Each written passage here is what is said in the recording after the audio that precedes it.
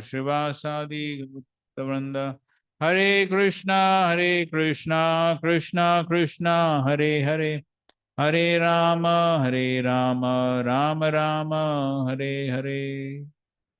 Hare Krishna.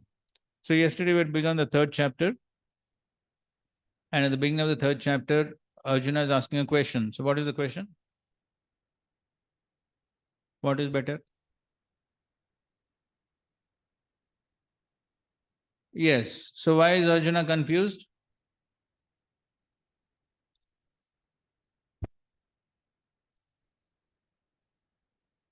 He's thinking whether it is to go out to forest and meditate like that. Right. So, and at the same time, Krishna told him to do his karma, karmanyevadikaraste. So he told him to do his karma of fighting. And then he spoke of Buddhi Yoga, which appeared like something like Jnana Yoga, going to the forest, meditating. So therefore he's confused. And so in the fifth verse, no, in the third verse, Krishna is replying. So we will once again go through this third verse. Shri Bhagavan Uvacha Lokesmin Dvivida Nishtha Pura Prokta Maya Nagha Jnana Yogena Sankhyanam Karma Yogena Yoginam. The Supreme Personality of Godhead said, O sinless Arjuna, I have already explained that there are two classes of men who try to realize the self. Some are inclined to understand it by empirical philosophical speculation and others by devotional service. Okay. So Krishna is saying that there are two types of Dvivida Nishta, two types of faith or two types of processes to achieve the Supreme, Maya. So Krishna is saying, I have spoken, Prokta, I have spoken about these two processes. One is Jnana Yogena Sankhyanam. So the Jnana Yoga of the empiric philosophers, and Karma Yogena Yoginam, the Karma Yoga of the yogis. So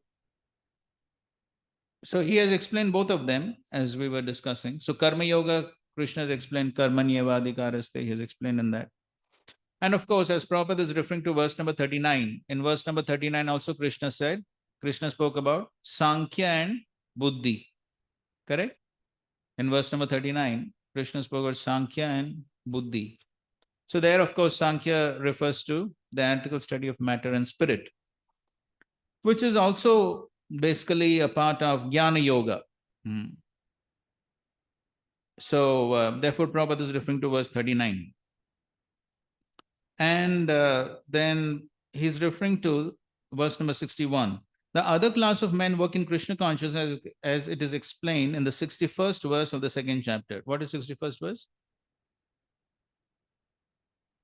Tani sarvani sanyamya yukta asita matpara vashehi yasendriyani tasya pragya pratishtita. So that's the other class of men work in Krishna consciousness as it is explained in the 61st verse of the second chapter. The Lord has explained also in the 39th verse that by working by the principles of Buddhi Yoga or Krishna consciousness, one can be relieved from the bonds of action, and furthermore, there's no flaw in the process. The same principle is more clearly explained in the 61st verse that this Buddhi Yoga is to depend entirely on the Supreme, or more specifically on Krishna, and in this way, all the senses can be brought under control very easily. Okay, and then we discussed this yesterday. Both the yogas are interdependent as religion and philosophy. Religion without philosophy is sentiment or sometimes fanaticism, while philosophy without religion is mental speculation. The ultimate goal is Krishna because the philosophers who are also sincerely searching after the absolute truth come in the end to Krishna consciousness. This is also stated in Bhagavad Gita. The whole process is to understand the real position of the self in relation to the super self. The indirect process, philosophical speculation, by which gradually one may come to the point of Krishna consciousness, and the other process directly connecting everything with Krishna and Krishna consciousness. Of these two, the path of Krishna consciousness is better because it does not depend on purifying the senses by philosophical process. Krishna consciousness itself the purifying process, and by the direct method of devotional service, it is simultaneously easy and sublime. Prabhupada is speaking everything in terms of Krishna consciousness and devotional service. Okay. Now we'll recite the next verse also. and then we will discuss. Fourth verse. Na karmanam anarambhan naishkarmyam purushoshnute na cha sanyasana deva siddhim samadhi gacchati. Not by merely abstaining from work can one achieve freedom from reaction, nor by renunciation alone can one attain perfection.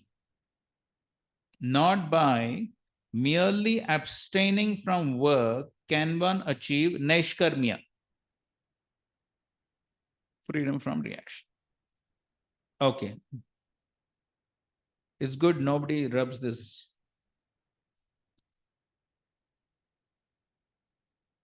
So, Krishna is saying that there are these two processes. Sankhya is Jnana Yoga and the other is Karma Yoga. Okay, there are these two processes. But then, again in the 5th chapter, you will see Krishna says, but actually these are not two processes. They're not two processes. They're one only, because they're like two steps of the same process.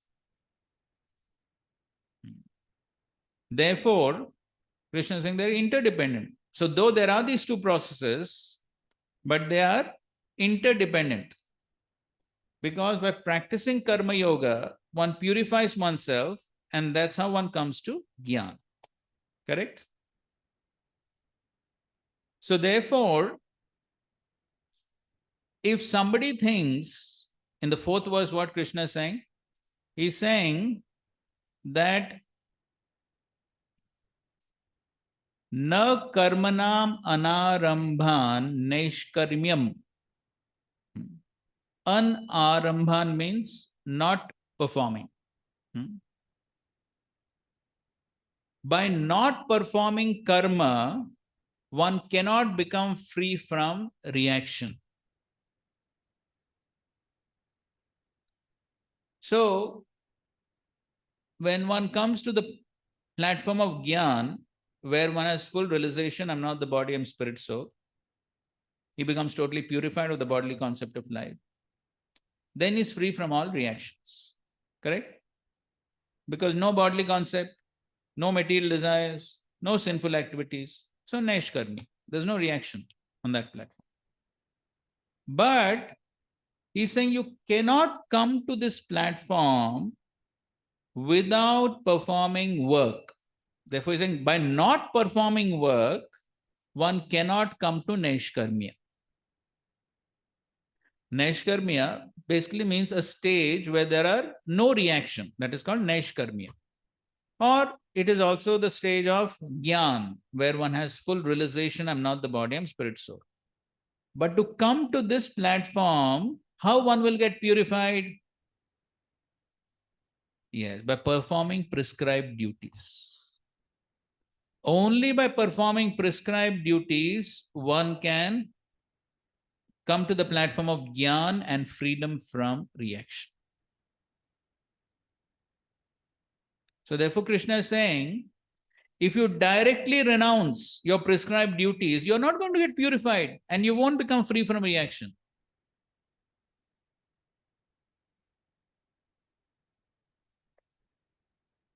Right?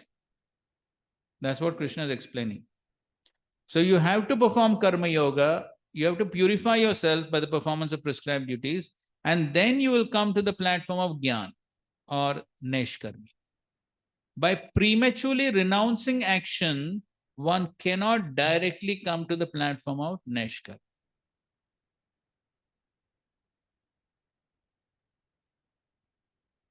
So some of you may be wondering, what does all this got to do with bhakti?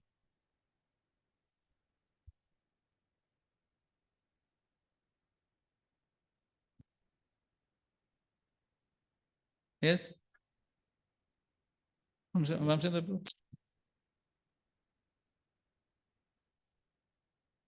Even in Bhakti also, abstaining from practical devotion service doesn't land up you directly into the higher levels of devotion service. Correct. So therefore, Srila Prabhupada, so many lectures Prabhupada says, you can't imitate Haridas Thakur. So of course, even Haridas Thakur was doing preaching along with Nityananda Prabhu, even though he was chanting 3,000. But okay, even if you say that, okay, he didn't do anything else, he was only chanting. Even if you say that. But one cannot directly jump to that stage. Because first of all, to come to that platform, one needs to be purified. And purification comes by what?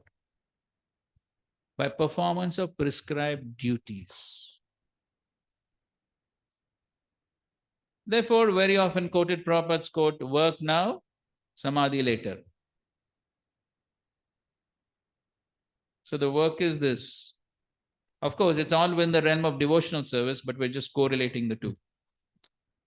But the point still remains the same. The principle remains the same. That first of all, one has to get purified by the performance of prescribed duties, whatever the duties may be according to one ashram. One has to perform those prescribed duties, get purified, then only one can ascend to the higher stages of yoga, where one can give up the performance of prescribed duties. Is this point clear? So therefore, Krishna wants to tell Arjuna, you are prematurely trying to renounce your prescribed duties. That's what he's trying to say. You're prematurely trying to renounce your prescribed duties, and you're thinking by doing so, you will become free from reaction. What was Arjuna thinking? Arjuna was thinking by fighting, there will be reaction. Now, what Krishna is saying, by not fighting, there will be reaction.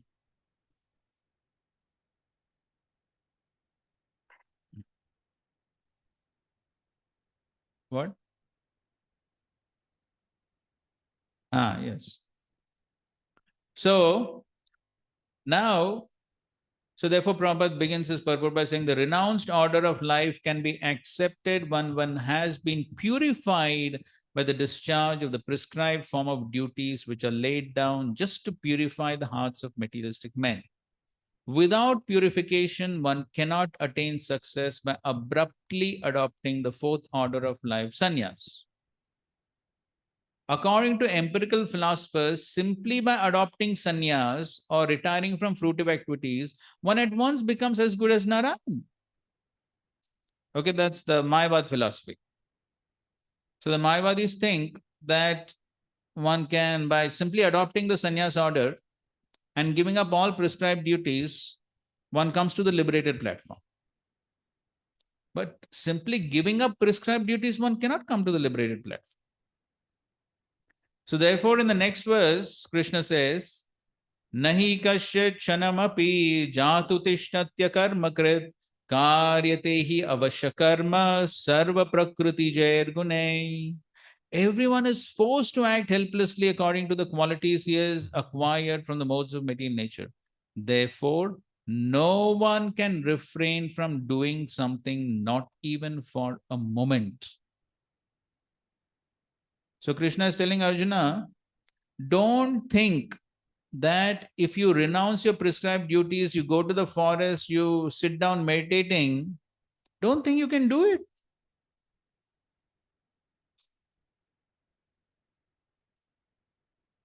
Sarva Prakriti Jair Gunai. The three modes will force you to act.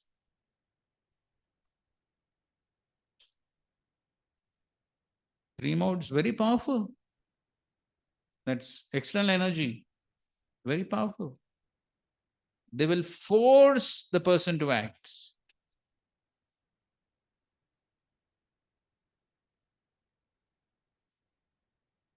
Later on, of course, in the 18th chapter, Krishna tells Arjuna, see, even if you go to the forest, in the forest also you will fight.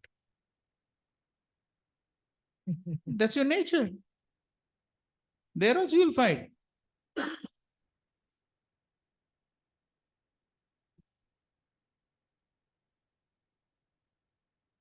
So, in order to explain this, Srila Prabhupada told one story. It's very difficult to give up one's nature, one's conditioned nature. What? Next, Bol. Prabhupada give example of a dog. Okay, what's the into- example of that? In while explaining the Swabhava in Karpanya Dosa term, he tell that dog, even if you make a dog a king and sit him in the he will not, Okay. never stop licking the shoes of a man. Correct. Okay, Prabhupada does give that example also, yes. Even if the dog is put on the throne, his business will be to bite the shoe. Yes, this is one. Prabhupada tells a story, a short story. There's one, there was a thief and he thought of giving up the thievery and went on a pilgrimage with some sadhus. And then he was there in the Dharmasala, everybody was staying. And the dead of the night, he had some sensation that I have to do something. That was his business hour. So he could not do thievery because it was holy place. So what he did, he kept the one person's belong in another person's place. So did some jugglery like that. Right. And next morning, so the point is what? As the English saying goes, old habits die hard. You heard that, no? So the nature, one cannot stop. Very difficult. So nature means what? Three modes, basically. The influence of the three modes, that is nature. So that's what Krishna is saying. You don't think you can go to the forest and meditate. There also you'll fight with someone because you're Kshatriya. So,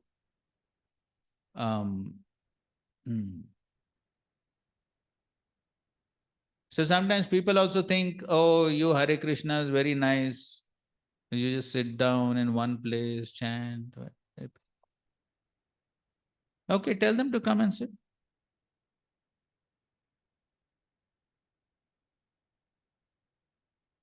After 5 minutes, they start jumping.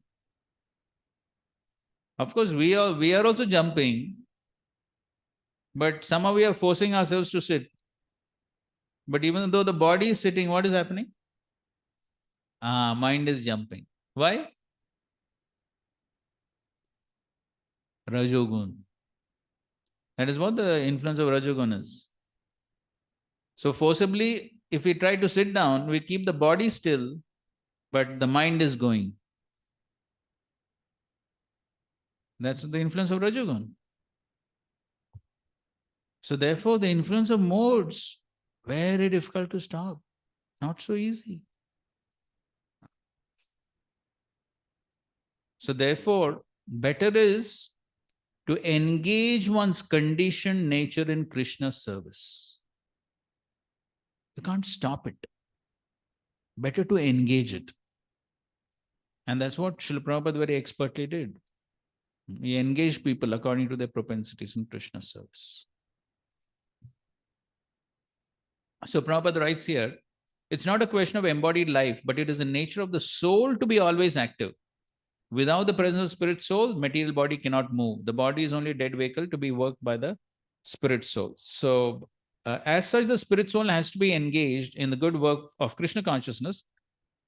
Others will be engaged in the occupation dictated by the illusory energy in contact with material energy. The spirit soul acquires material modes, and to purify the soul from such affinities, it is necessary to engage in the prescribed duties enjoined in the Shastra. So for purification, what is required? Prescribed duties. And towards the end of the purport again, Prabhupada writes, so the purificatory process is necessary for reaching this point of Krishna consciousness. Therefore, sannyas or any purificatory process is to help reach the ultimate goal of becoming Krishna conscious, without which everything is considered a failure. So now, if somebody prematurely gives up the prescribed duties and thinks of going to the forest to meditate, then what will happen? That he says in the next verse.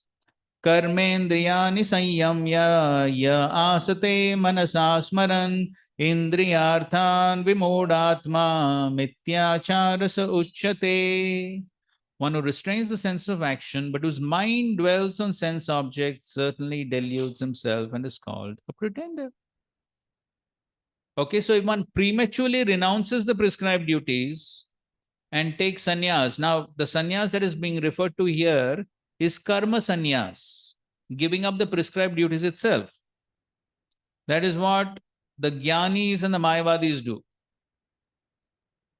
So the Jnanis, they give up the performance of prescribed duties itself. That means no more prescribed duties, only meditate on the impersonal Brahman, study the Shastra, that's all.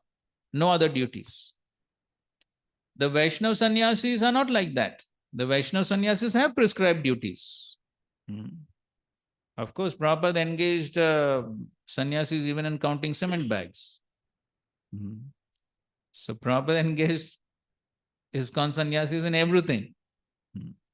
So in the Vaishnava fold, then the sannyasis have got their prescribed duties. But what Krishna is speaking about here is the Jnanis who take karma sannyas and give up the prescribed duties altogether. So then, if they are not purified, by karma yoga, they directly jump here. They give up the prescribed duties. Then what is going to happen?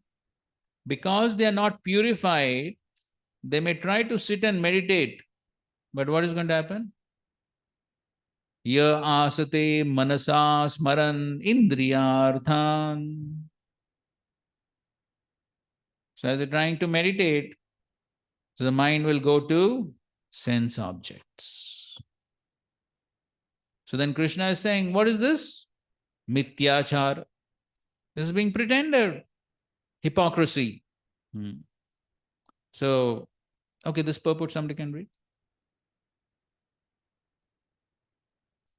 There are many pretenders who refuse to work in Krishna consciousness, but make a show of meditation while actually dwelling within the mind of sense enjoyment.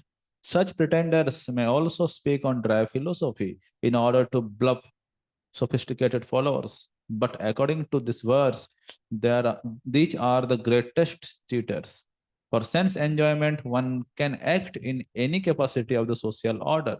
But if one follows the rules and regulations of his particular status, he can make gradual progress in purifying his existence. But he who makes a show of being a yogi while actually searching for the objects of sense gratification must be called the greatest cheater.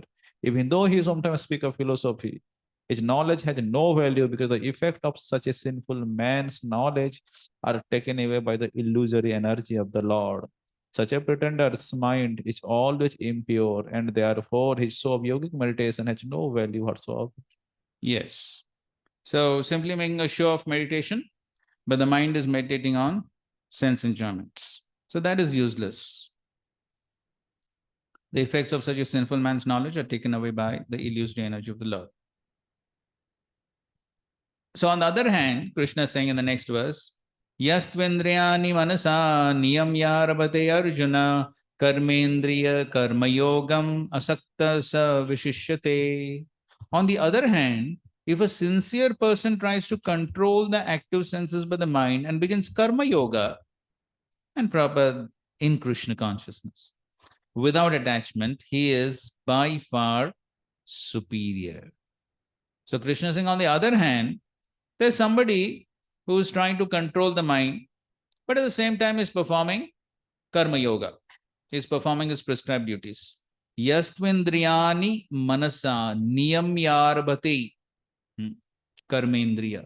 So he's trying to control the karmendriyas, he's trying to control the senses through the mind, and he's performing karma yoga without attachment, asakta. He is vishishyate. He is better. He is better than whom? The mithyachari. He is better than the mithyachari who has renounced his prescribed duties, is trying to meditate, but his mind is going to sense objects. So Krishna is saying, better is one who is performing his prescribed duties, is doing his karma yoga, and at the same time is trying to control his mind. Okay.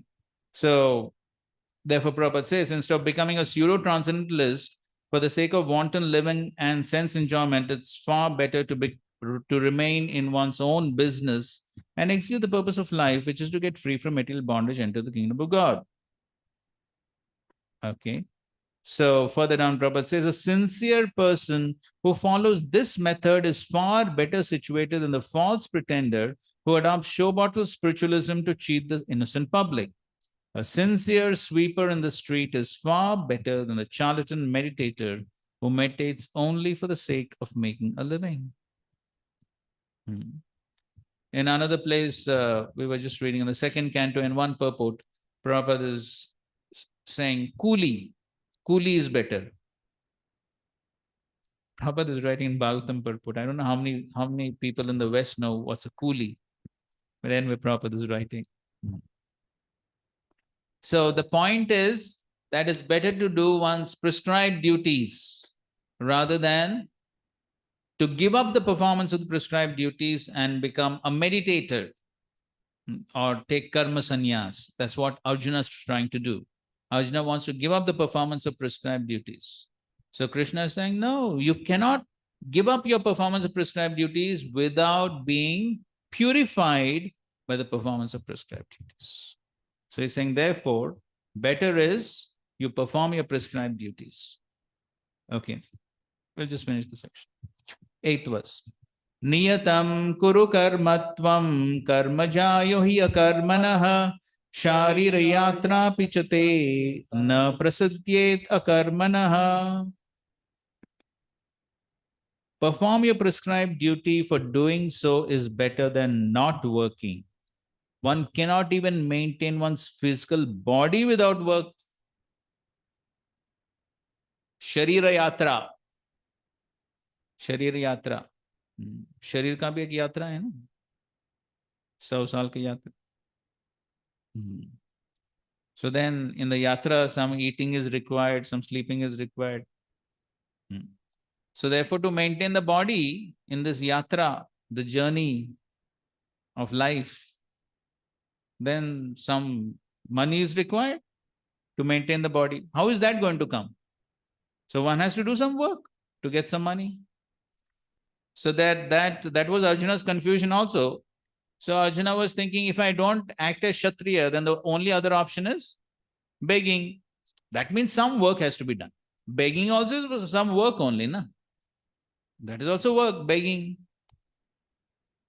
So either he has to beg or he has to fight. Either way, he has to work. So that's what Krishna is saying. For maintaining the body, you have to work. You cannot be without working. So therefore, he's saying better, instead of giving up the work and becoming a beggar, you can't do that as a Kshatriya. So better, you fight. That is better. Niyatam kuru karmatvam karma jayo hi akarmana. Here akarmana refers to not performing prescribed duties. So better than not performing prescribed duties is perform your prescribed duties. At least to maintain your body, you perform your prescribed duties.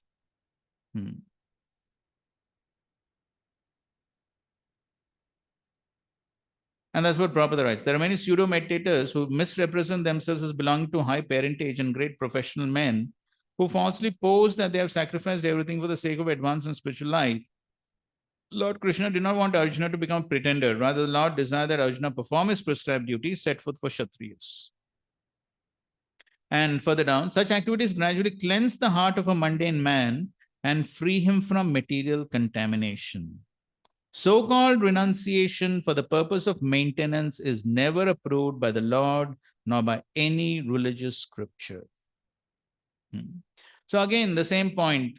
So therefore, we see that even some devotees who prematurely give up their performance of prescribed duties, they go to some Radha Kund or somewhere and try to do some meditation, bhajan, throughout the day, sit chanting.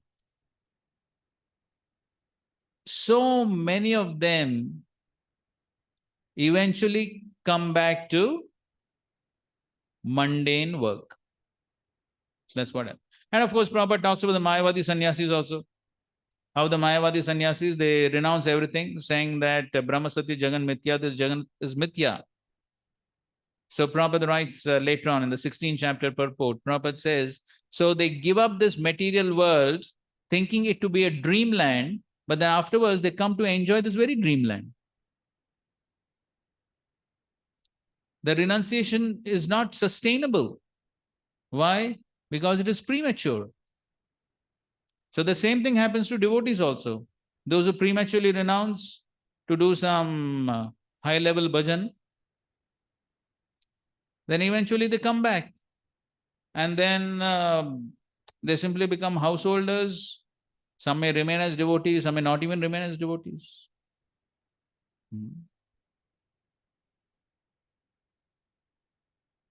Anyway, there were two brahmacharis right from Pune, and we won't take names. But they were right from here. They went.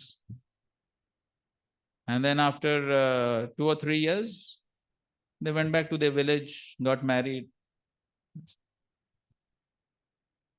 And that happens to most of them. That's what happens to most of them.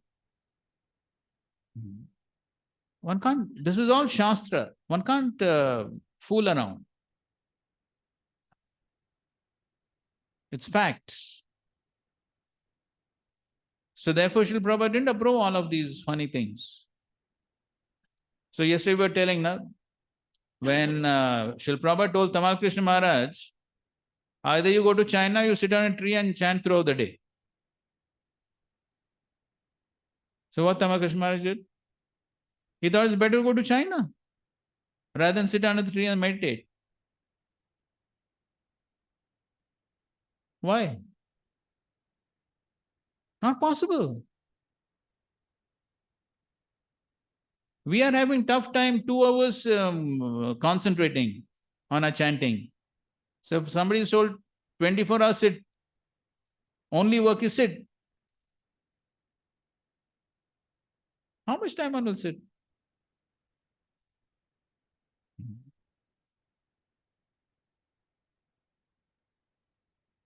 So even if first class Mahaprasad is given, if somebody is told, sit in this room throughout the day, chant, he will give you first class Mahaprasad 3 times. Only condition is don't move out of this room. And what do you say, going through? How much time you'll stay?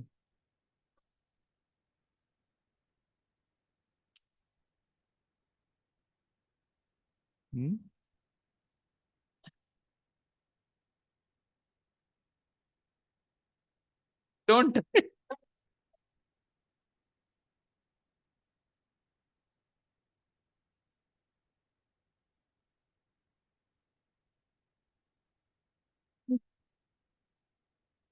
Otherwise, 4 days he'll jump out.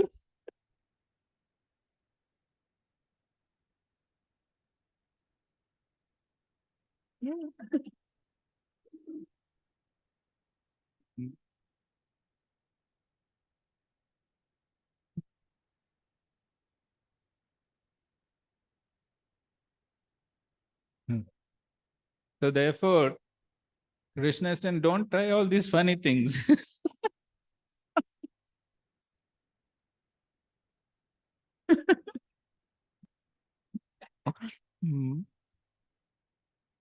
So therefore, do your prescribed duty, be satisfied, gradually purification will take place. Now there's all of a sudden one thinks, no, I want to enter into Raga, Nuga, Bhava.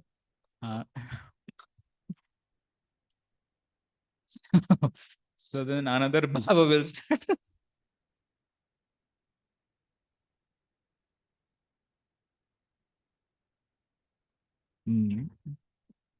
So, yes. So that's what Krishna is telling Arjuna. You go to the forest, you try to meditate. Instead of meditating, you'll fight with some tiger or something. Don't try this. So therefore, he's saying better is perform your prescribed duties. Okay, nice commentary on this verse by Baldev Vidyabhushan. Please read.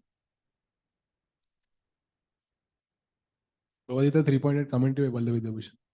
Therefore, since you have impure heart, you must necessarily, niyatam, perform prescribed activities for purification of the heart. This means perform these prescribed activities without desire. Performing activities is better than renouncing all actions out of enthusiasm, because this will gradually lead to attainment of jnana. Just as steps lead to the top of the stairs, This is because jnana will not arise in the contaminated heart of that person who prematurely renounces all actions out of enthusiasm only. Continue.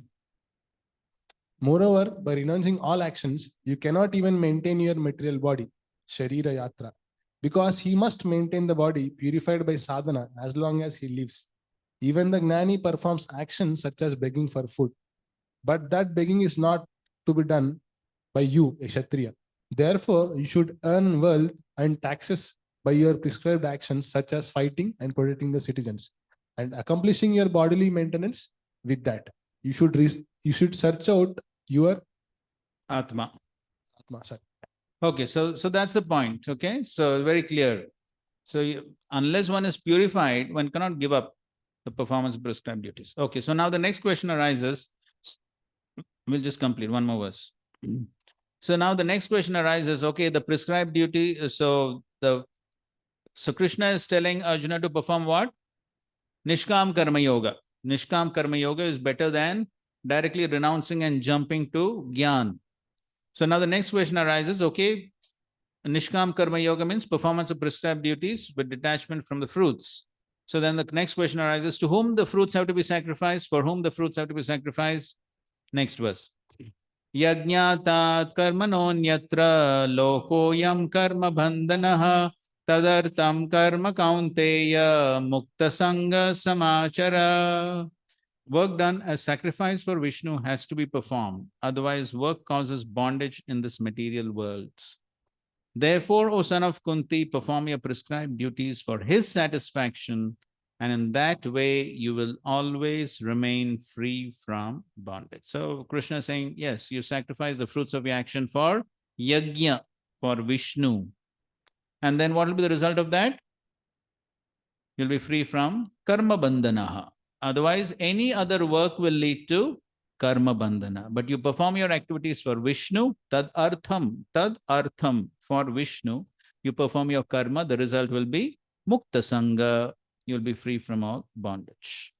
As Prabhupada says, since one has to work even for the simple maintenance of the body, the prescribed duties for a particular social position and quality are so made that that purpose can be fulfilled. Yajna means Lord Vishnu or sacrificial performances. All sacrificial performances also are meant for the satisfaction of Lord Vishnu. Yajna vai Vishnu.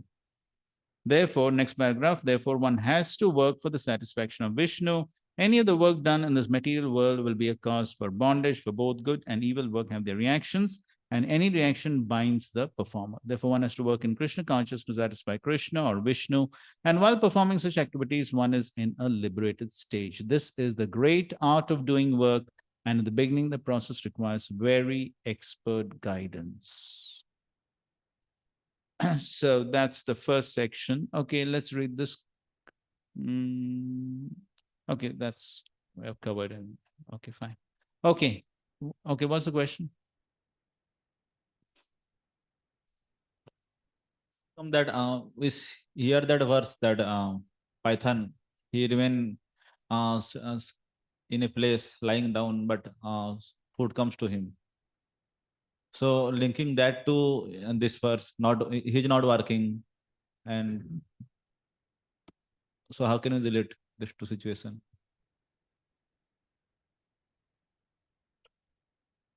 So there's nothing wrong in renouncing, but then who can renounce?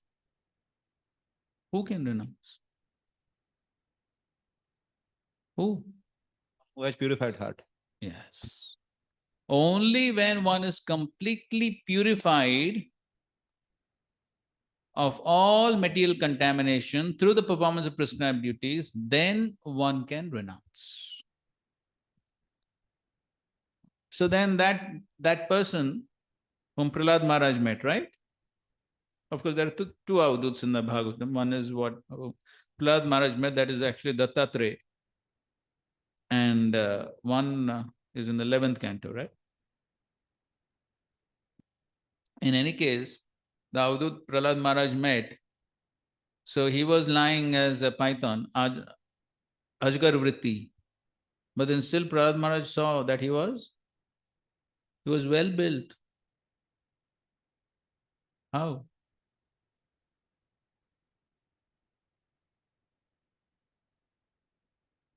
Krishna was taking care. Yogaksham Vami. But then for that one has to be on that platform. Others, who can do that?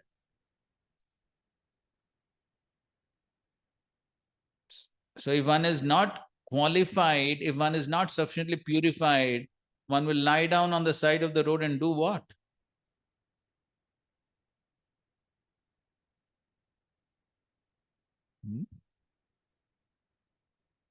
So he's lying down on the side of the road, he's in samadhi. So of course, the two types of samadhi, one is material, one is spiritual.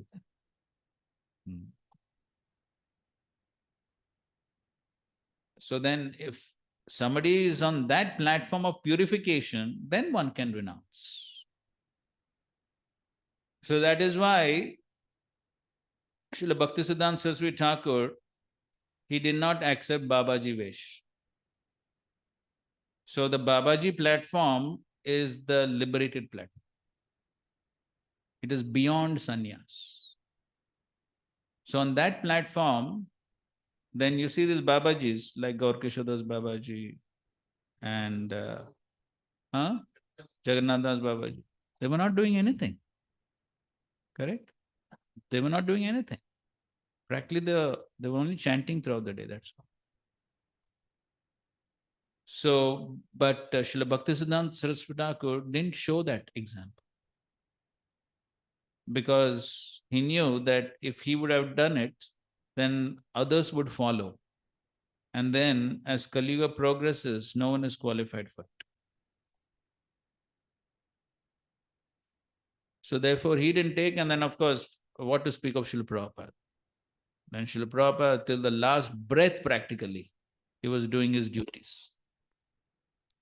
So many times Srila Prabhupada would say, at least you people, you do the management and leave me to write the books. But then Prabhupada would never be able to do that. Forget about sitting in one place and chanting. So then till the last breath, Srila Prabhupada was doing his duties. Managing, writing, traveling, till his last breath. So that's the example our acharyas have shown. So therefore, it requires a very high qualification to do that, to totally give up performance of all duties and simply sit and chant, meditate.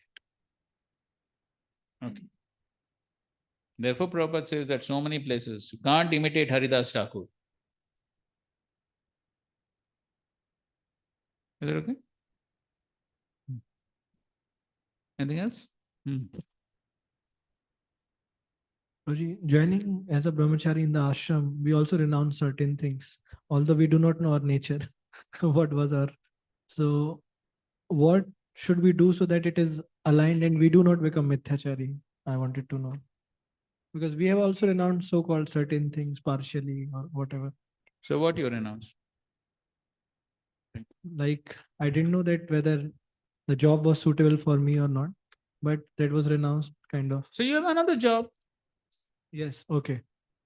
You don't Now have a the- job here? We have, yes, Swajit, we have services. Yes. It's not sufficient or what? And about like meditating on the things like which we could be attached or whatever. It could be women, wealth or anything. So That's a part of sadhana.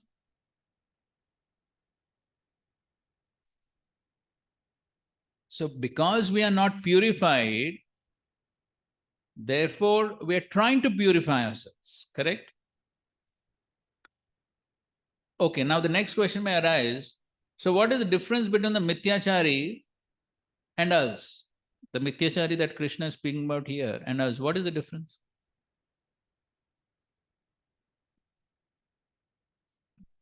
It seems, for me, it seems like he has renounced his action only, like duties, Correct. day-to-day duties, like engaging himself for certain work or Right. something.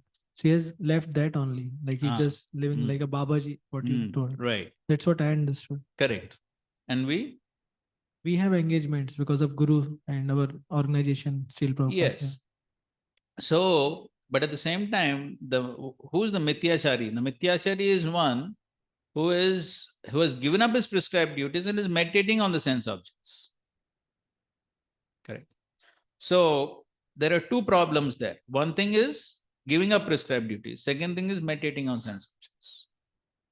So now, because we also are not totally purified, sometimes our mind also may go towards the sense objects. Correct? So now, first of all, we should try to cut off that. As we have discussed, what one must not do? Dhyayato Vishyan. So, of course, and then we also saw towards the end of the second chapter, Krishna said, what he said in the 70th verse?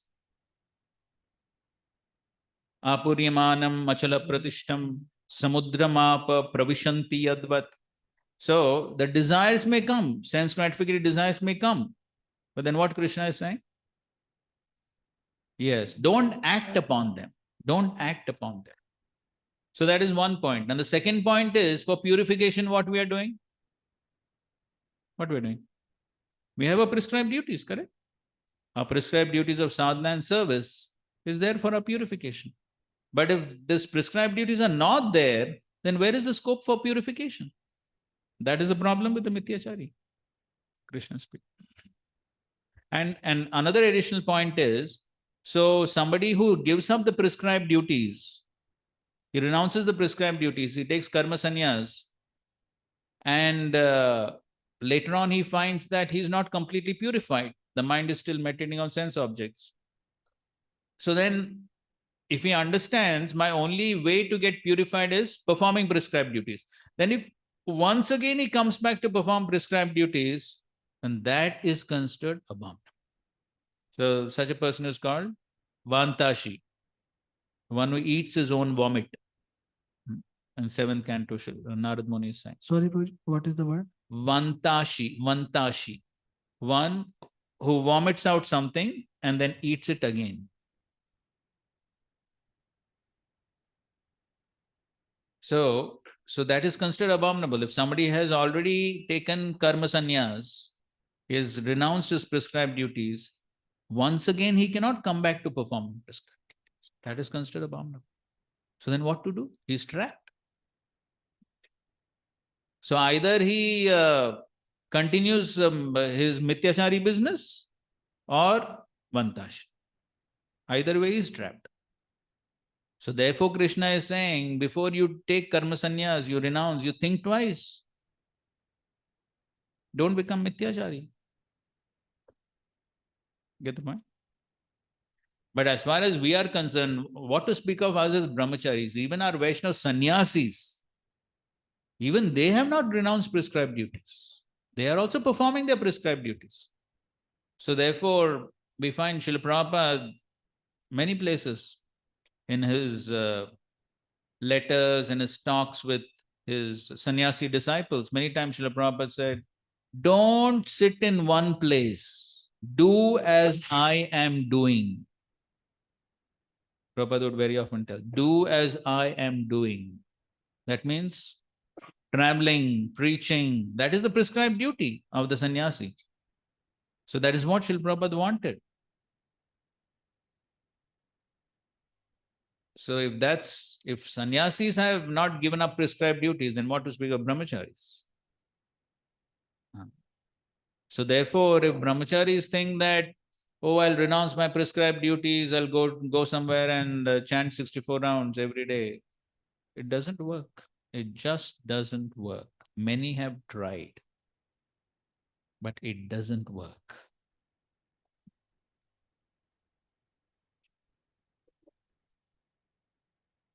That's what we just said. We just told. The prescribed duty of sannyasi is to travel and preach. That is prescribed duty. And of course, in ISKCON, sannyasis do so many other services also. There is sannyasis doing fund collection, there are sannyasis doing temple construction. Everything sannyasis are doing.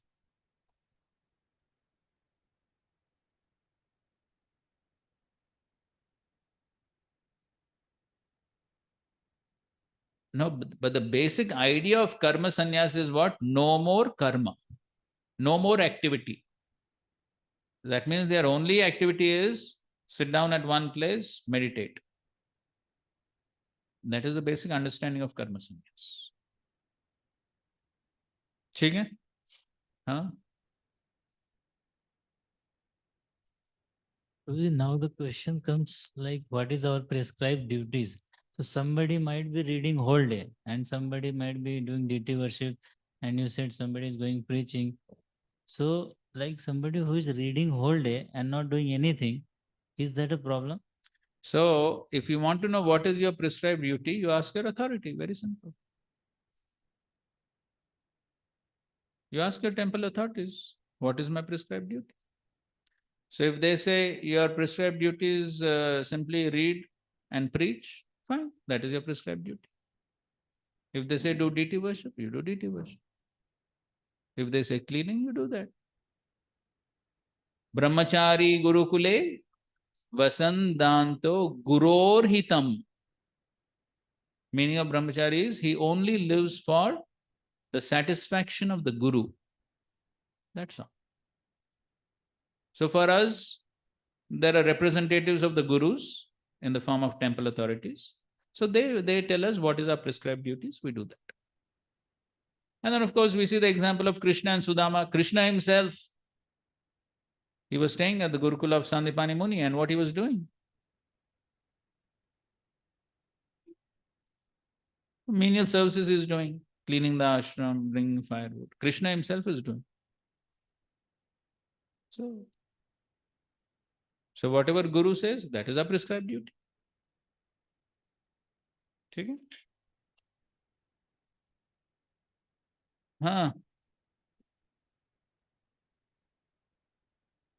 Okay, so I think so it comes in next chapter in one of the purports. Prabhupada is distinguishing between Vaishnav sannyas and Mayavad sannyas.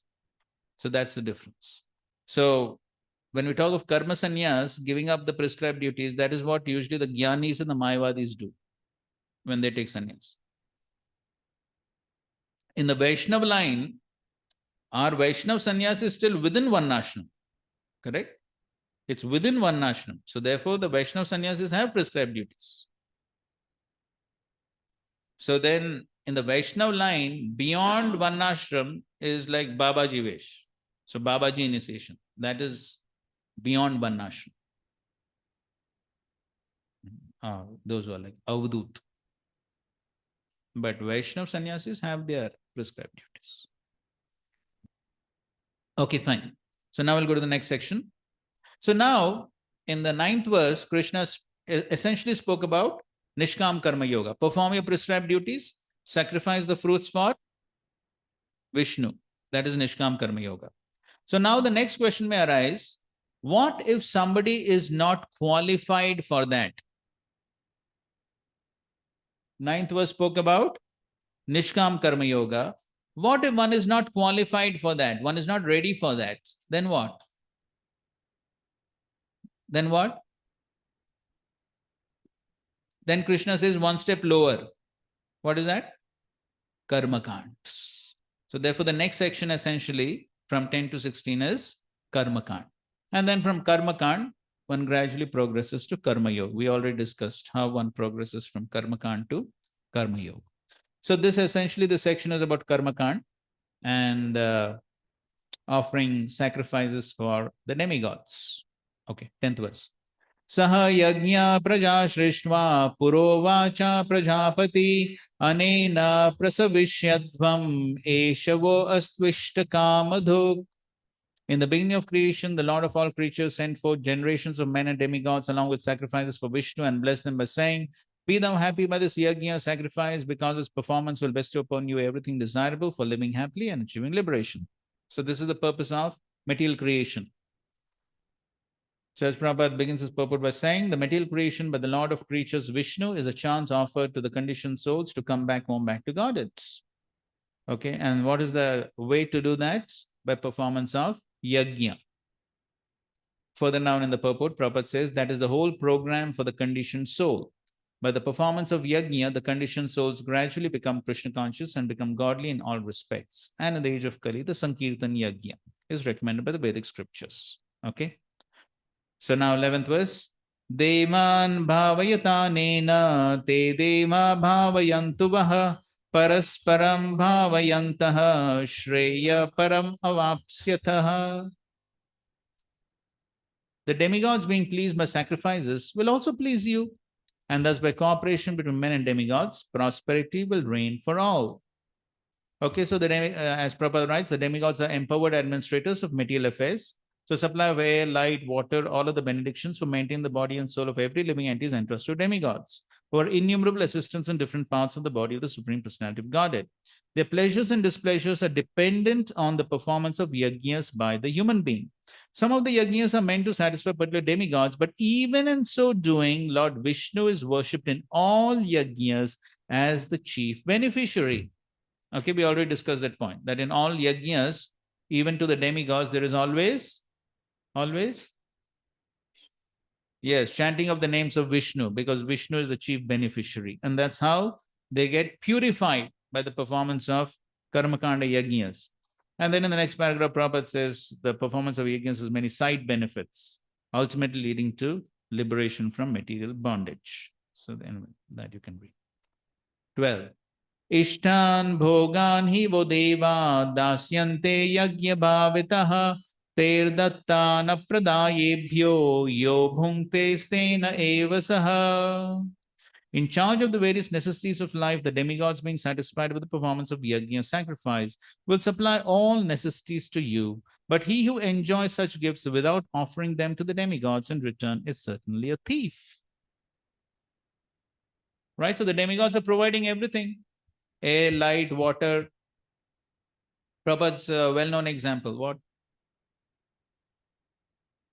Just like in this world, if you don't pay your electricity bill or water bill, what happens? Cut off. Cut off. So similarly, so all these demigods, they're providing all these things. They also require their bill. So what bill we're supposed to pay? Yajna. So if somebody does not perform yajna, then it's as good as taking all the electricity, water, everything one is taking, but not paying bill.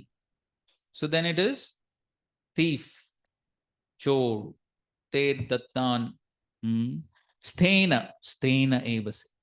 So yo bhunkte sthena eva. So one is called a thief because he just takes but does not pay back anything. So therefore, at the end of the first paragraph of his purport, Prabhupada says,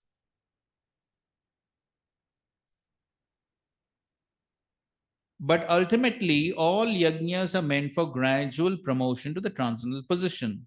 For ordinary men, at least 5 yajnas, known as Pancha Maha Yajna, are necessary.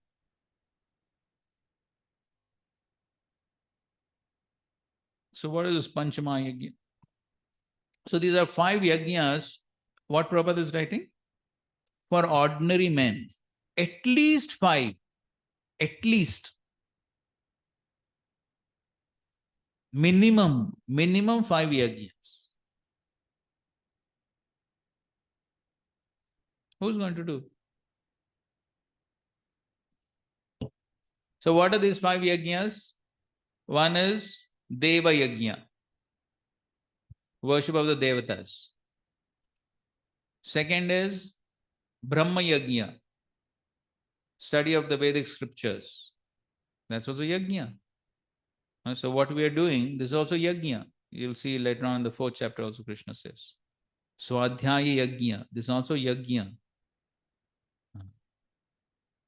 So Deva Yajna, Brahma Yajna, then there's Bhuta Yajna. Bhuta. Bhuta means not Bhut. Bhuta means the living entities. So So this means that because one is getting benefits from different living entities.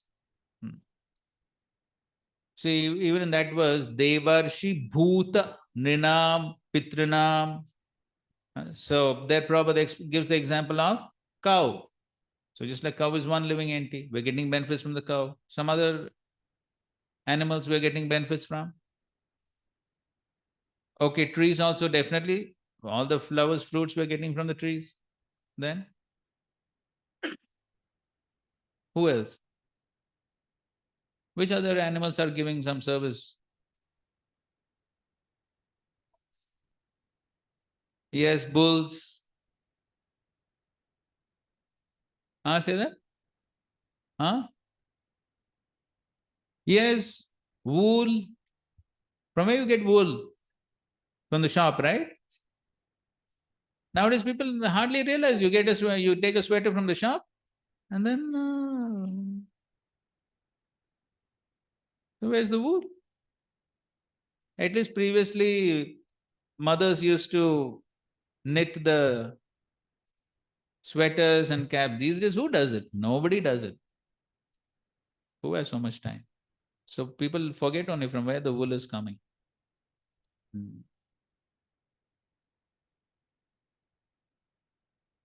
When we went to Badrinath, there we saw there was the Shrutikiti Prabhu also tells this. The hair of Himalayan goats. So Srila Prabhupada, it's very expensive. That shawl made from the hair of Himalayan goats. That goat has hair on the neck. And so we saw there in one place that hair, it was kept for drying. So in any case, so that's supposed to be very warm. So yeah, Shrutikiti Prabhu tells this, Santoshi chaddar. Very special chaddar, very expensive.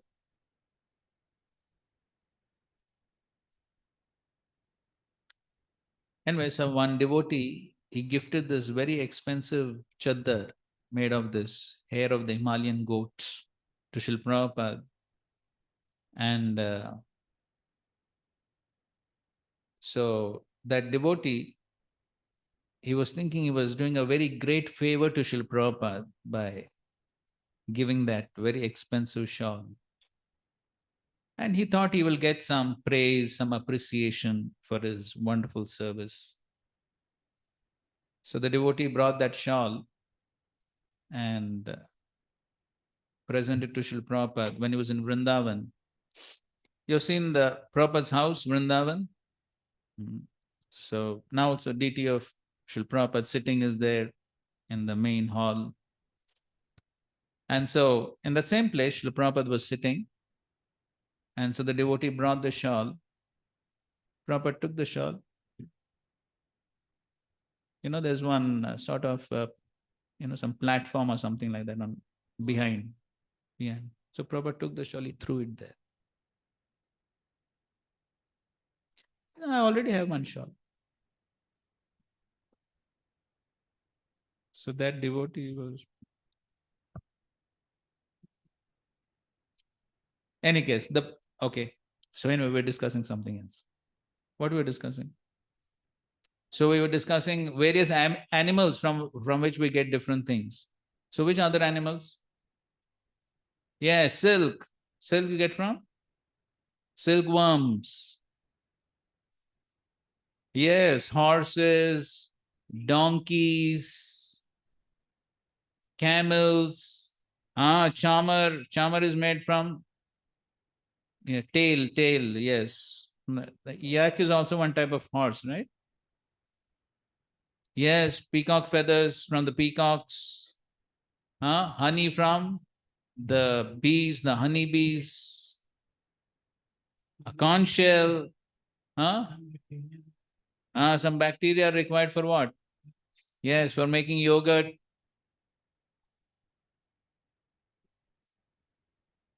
Yeast. Of course, we're not supposed to eat yeast.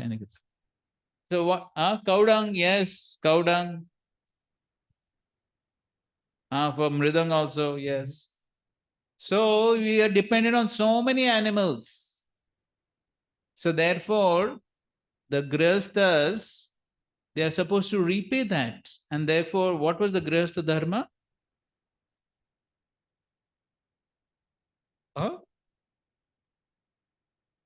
No, that's right. So how they are supposed to do this bhuta yajna? Now it is bhuta yajna.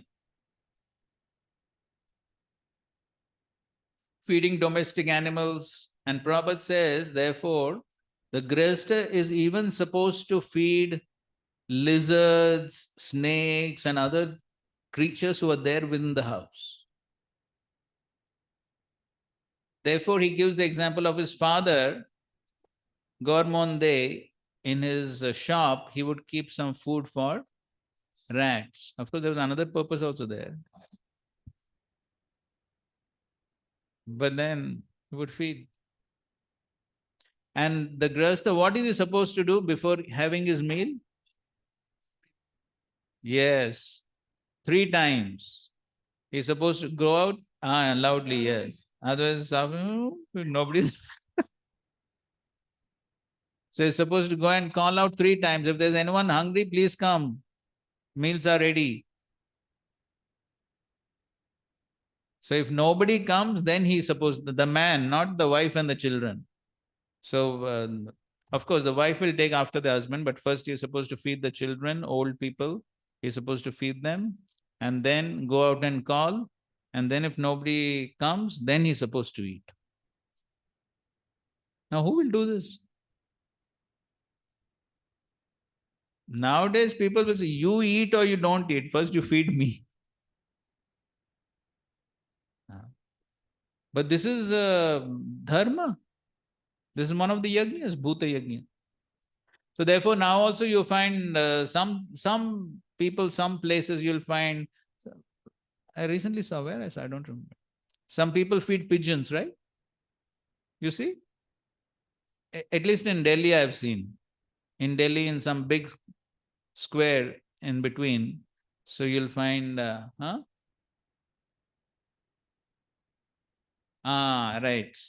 In Mumbai, there is one, yes, correct. But in Delhi also, you'll find in some place, you'll find hundreds of this kabutar. Why? Because they're being fed. So somebody is coming and feeding. They will feed so many people. So this is called bhuta yajna.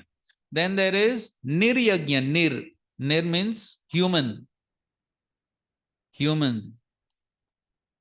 Of course, it does not mean sacrificing the human, but again, it means sacrificing for the humans. So doing some service, because again, we are dependent on other humans in society, correct? We're dependent on no. How?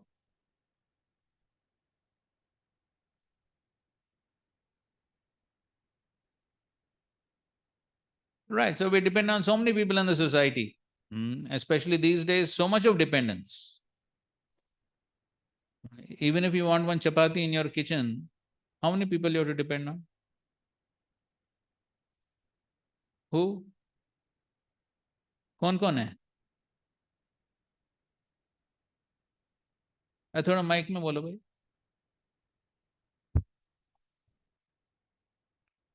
Practically everyone, miss, whoever there is in the kitchen, miss, they are all contributing making the chapati because it takes so long time. ठीक है, जो अंदर है वो एक बात है, और बाहर वाले कोई है? From outside also, miss, whoever wants to come and help, we also invite them that okay, you can also roll the chapati. अरे ये किचन में क्या चल रहा है इनको पता नहीं.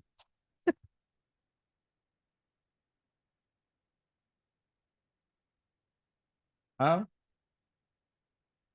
Acha, sir.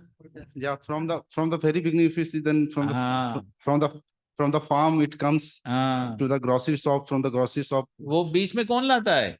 In between, कोई तो है ना बीच में, वो अपने आप आ जाता है फार्मर से.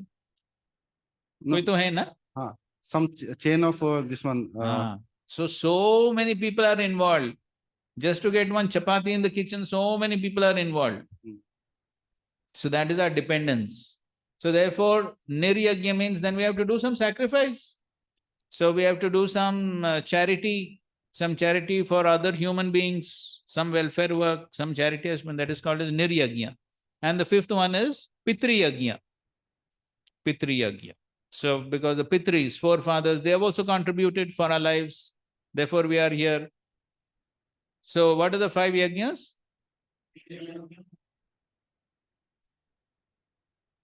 So these are, as Prabhupada is saying, Pancha Mahayajna.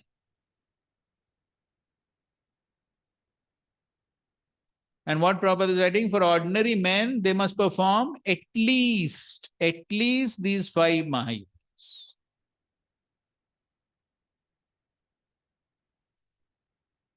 And these are also required to neutralize sinful activities, sinful reactions that come about even in the performance of ordinary daily activities. The performance of yajna in general is required to neutralize sinful reactions that accrue when one was performing even ordinary daily activities. So these are called as Panchashuna. You heard of Panchashuna? Shuna, you heard of Shuna? In that Bhagavatam verse, what is that?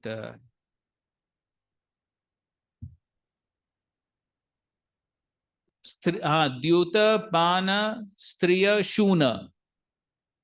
Dyuta means what? Gambling. Dyuta, Pana, intoxication. Striya, illicit relation. And Shuna.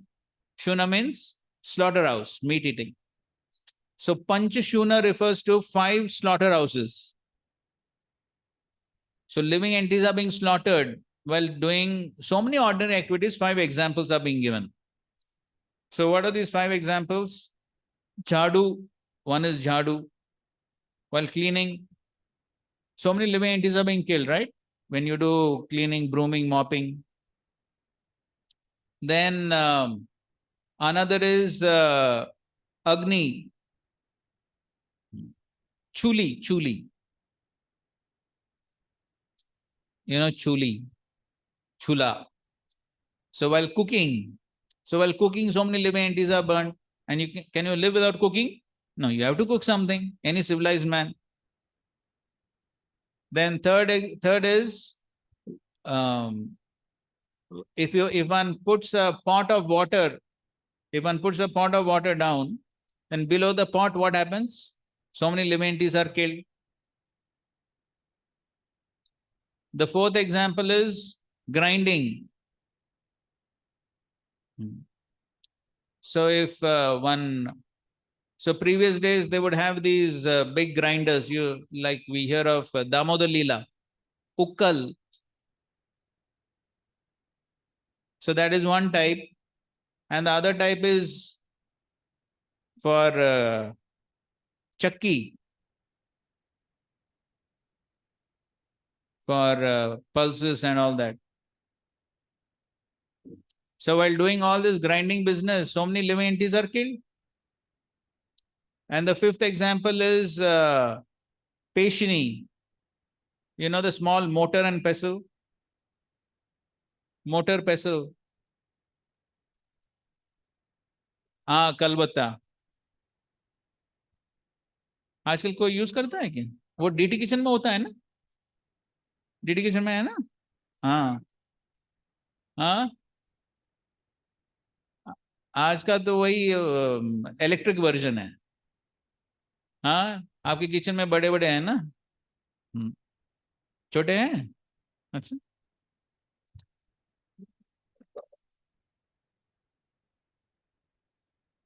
So these 5 examples are called Panchashuna.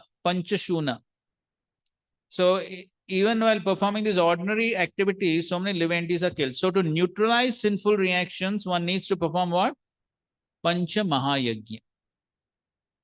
Otherwise, one will be affected by sinful reactions. Therefore, It said any ordinary man needs to perform. So now who's performing? So therefore in Kali Yuga, he said you cannot perform all this. So at least do one. What is that? Sankirtan Yajna. Therefore, Prabhupada concludes the purport by saying that Lord Chaitanya, however, inaugurated the easiest performance of Yajna, namely the Sankirtan Yajna, which can be performed by anyone in the world who accepts the principles of Krishna consciousness. And of course, Prabhupada is explaining how we are taking so many things from nature, heat, light, water, and so many minerals and so on and so forth. So therefore, we need to pay back the demigods by performance of Yajna. Otherwise, one is thief. 13. Yajna shishta shina santo muchyante sarva kilvishay bhunjate te tvagam papa ye pachantyatmakaranat. The devotees of the Lord are released from all kinds of sins because they eat food which is offered first for sacrifice. Others who prepare food for personal sense enjoyment rarely eat only sin. Okay, so if one does not offer the food stuff in sacrifice, yajna shishta shina.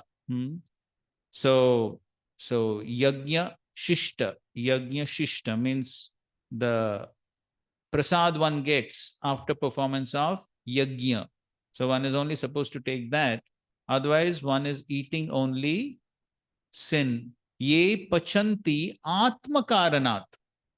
So if one is eating for atma karanat, for one's own sense enjoyment without offering, then one is eating only sin. Bhunjate tetva agham papa.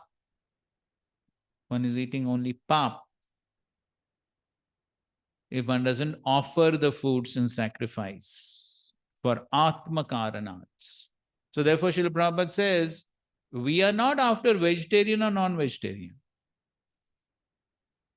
Okay, he says vegetarian is good from health point of view, but that is not the reason why we take vegetarian.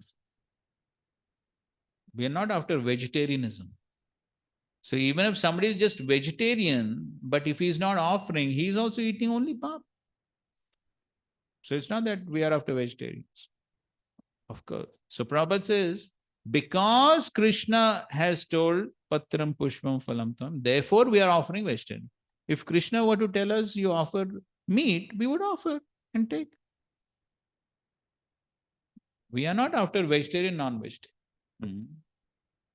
Yes, Krishnatarian.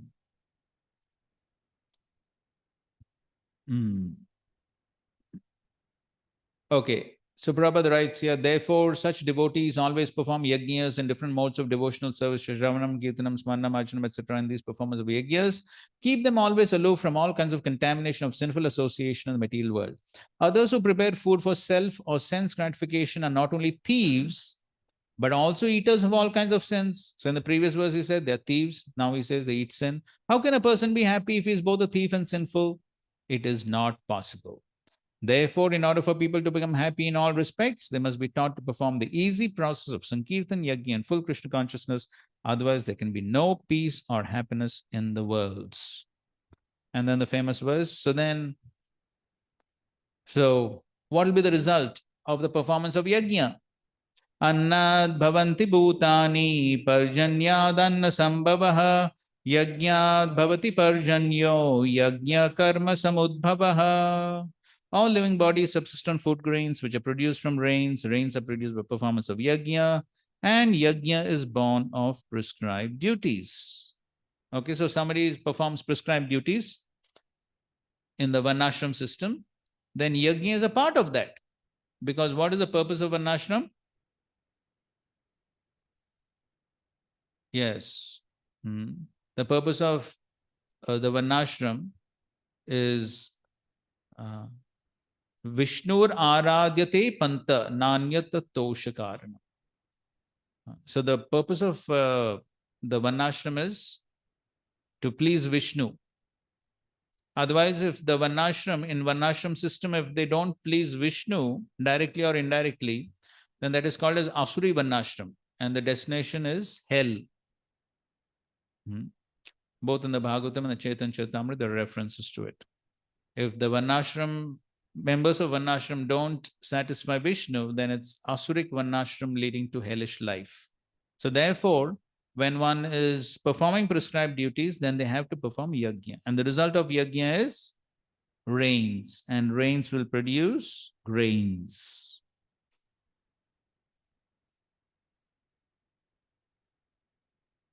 So in the middle of the purport, Prabhupada writes,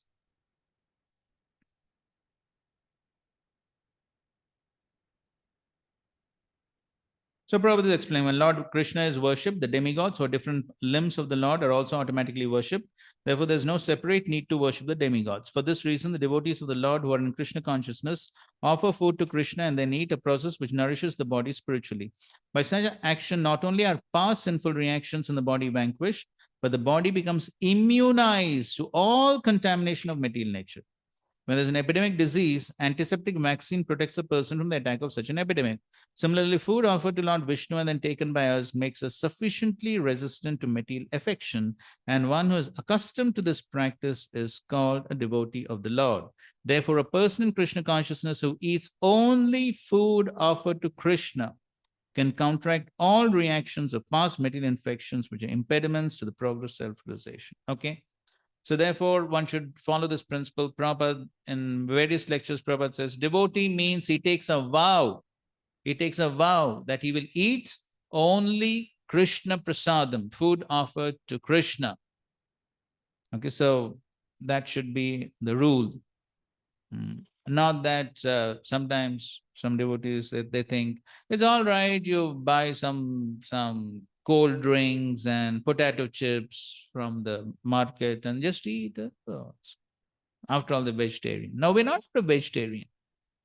We're not a vegetarian. That's not a. So otherwise, we are simply increasing the stock of sin. Therefore, at the end of the paragraph, Prabhupada writes, on the other hand, one who does not do so continues to increase the volume of sinful reaction, and this prepares the next body to resemble hogs and dogs, to suffer the resultant reactions of all sins. The material world is full of contaminations, and one who is immunized by accepting prasadam of the Lord is saved from the attack, whereas the one who does not do so becomes subjected to contamination. And then you see practically every purport Prabhupada writes about the Sankirtan Yajna for this age. Okay, so one needs to perform prescribed duties. So from where do the prescribed duties come from? Vedas. That's what he says in the next verse. Karma brahmodbhavam vidhi brahmakshara samudbhavam tasmat sarvagatam brahma nityam yajne pratishtitam. Regulated activities are prescribed in the Vedas. Vedas are directly manifested in the Supreme Personality of Godhead. Consequently, the all-pervading transcendence is eternally situated in acts of sacrifice. So when one performs prescribed duties, from where the prescribed duties are coming, the activities are there in the Vedas are coming from the Supreme Lord, and that's how by performance of prescribed duties, one is actually on the transcendental platform, because it's all coming from transcendence.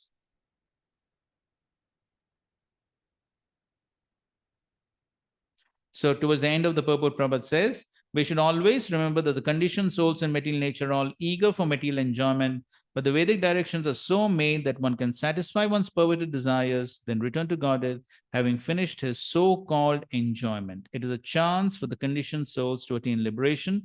Therefore, the conditioned souls must try to follow the process of yajna by becoming Krishna conscious. Even those who have not followed the Vedic injunctions may adopt the principles of Krishna consciousness, and that will take the place of performance of Vedic yajnas or karmas. Okay, so one may not perform all this Panch Mahayajna and all that is prescribed in the Vedas, but one can directly take to Sankirtan Yajna, Krishna consciousness, that will serve all purposes. 16. Evam pravartitam chakram nanuvartayati yaha aghayorindriya ramo mogam partha sajivvati. My dear Arjuna, one who does not follow in human life the cycle of sacrifice thus established by the Vedas certainly leads a life full of sin. Living only for the satisfaction of the senses, such a person lives in vain. So therefore, Krishna is telling Arjuna, you perform yajna, Because if one does not do that, aghayu indriya rama, if one is simply living for indriya arama, that is sense gratification, the result will be aghayu, aghayu, a life full of sin.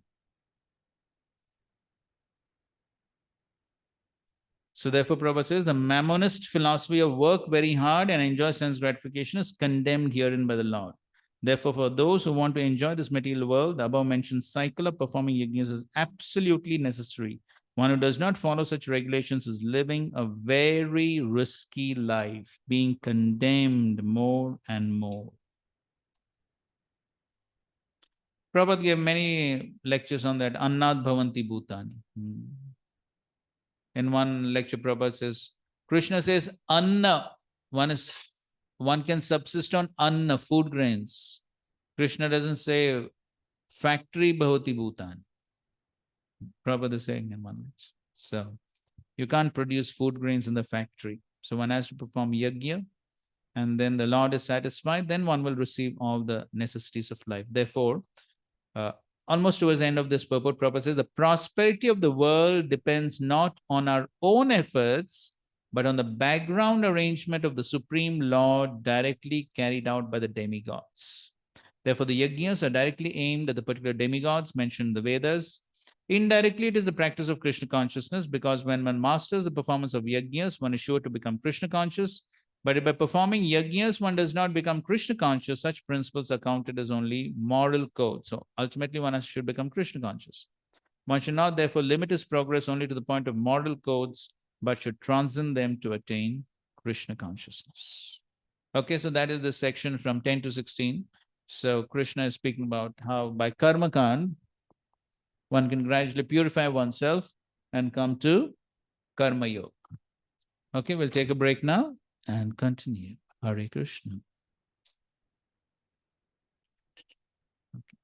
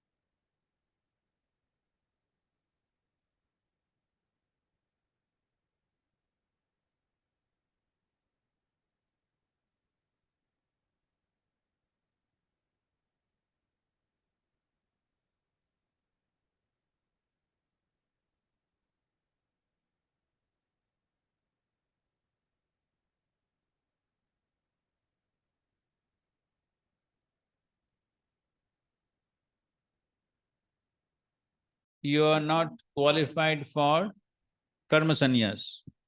You're not qualified to give up your prescribed duties, go to the forest.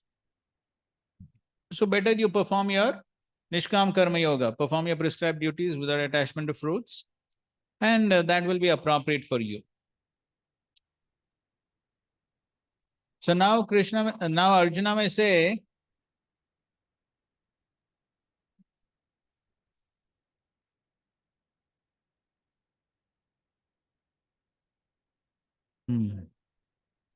So now Arjuna may say, no, I'm already purified.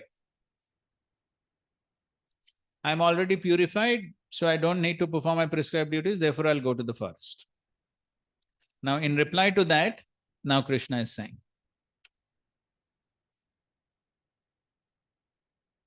so you see how Krishna, from all angles he attacks. So we saw before also in the second chapter, whether you accept soul, whether you don't accept soul, in any case you fight. So now here also it's like that. So if you think you are not purified, then you perform your prescribed duties. Now Arjuna says, no, I'm already purified. So now Krishna answers from that angle also. 17. Yastvatmaratirev syad atmatriptascha manavaha atmanyeva cha santushtas tasya karyam na vidyate. But for one who takes pleasure in the self, whose human life is one of self-realization, and one who is satisfied in the self only, fully satiated, for him there is no duty. So Krishna is saying, who does not have duty? One who is Atmarati. Atmarati, Atmatripta, and he is Atmasantushta. So Atmarati means he takes pleasure in the self. So he doesn't want any external things for his satisfaction. He is satisfied within himself. So Atmarati. So he is Rati. Rati means pleasure, or he's finding great pleasure within himself because he has realized himself. He's realized that I am spirit, soul. So therefore, he does not require any external stimuli for his satisfaction. So therefore, Atmarati, Atmatripta, Atmaneva Santushta. For such a person, Karyam na vidyate. For he has no karya. He has no karma. He has no prescribed duties. Because prescribed duties are meant for what? Purification. He's already purified. So if he's already purified, then what is the need? Right? So therefore, Prabhupada begins, a person who is fully Krishna conscious and is fully satisfied by his acts in Krishna consciousness no longer has any duty to perform. Okay, Prabhupada is putting it from a Krishna conscious perspective. So even in Krishna consciousness, if one is fully 100% Krishna conscious, then there's no need to perform any duties. Due to his being Krishna conscious, all impiety within is instantly cleansed, an effect of many thousands of yajna performances. Okay, by such clearing of consciousness, one becomes fully confident of his eternal position in relation with the Supreme. His duty thus becomes self-illuminated by the grace of the Lord, and therefore he no longer has any obligation to the Vedic injunctions. And so such a Krishna conscious person is no longer interested in material activities and no longer takes pleasure in material arrangements like wine, women, and similar infatuations. Same point, Krishna is further explaining in the next verse. Naiva tasya kritenartho na kriteneha kashyana na chasya sarva bhuteshu kashyad artha vyapashrayah. A self-realized man has no purpose to fulfill in the discharge of his prescribed duties, nor has any reason not to perform such work, nor has he any need to depend on any other living being. Okay, so such a self-realized person, na eva tasya kritena artha. So for him, there is no artha in his krita. There is no meaning to his performing work because he's already purified. But then he says, na akritena iha kasyana. So therefore, he can live without performing any duty. Akritena, he can live. And he does not depend on any other living being because he's totally self-satisfied. So such a person can renounce duties. Okay. 19. Tasmad asakta satatam karyam karma samachara asakto hi acharan karma param apnoti purushaha.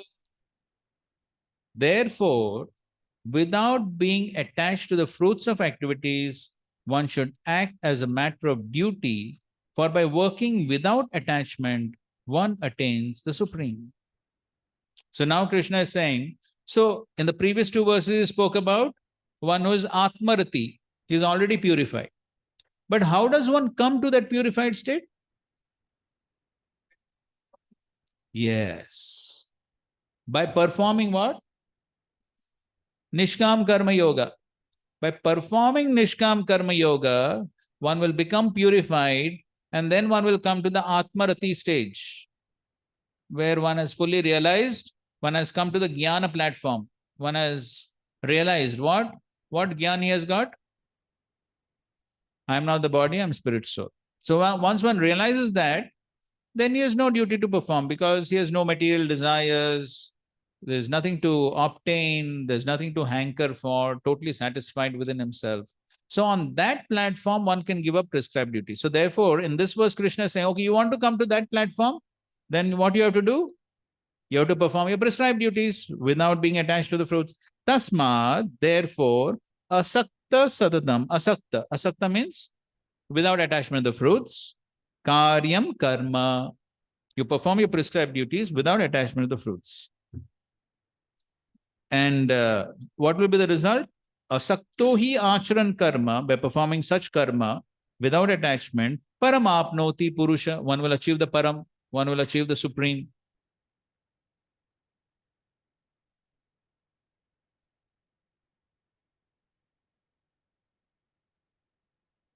Okay, so Prabhupada is, of course, again putting it from a Krishna conscious perspective. So Prabhupada writes, Arjuna is told that he should fight in the battle of Kurukshetra for the interest of Krishna, because Krishna wanted him to fight.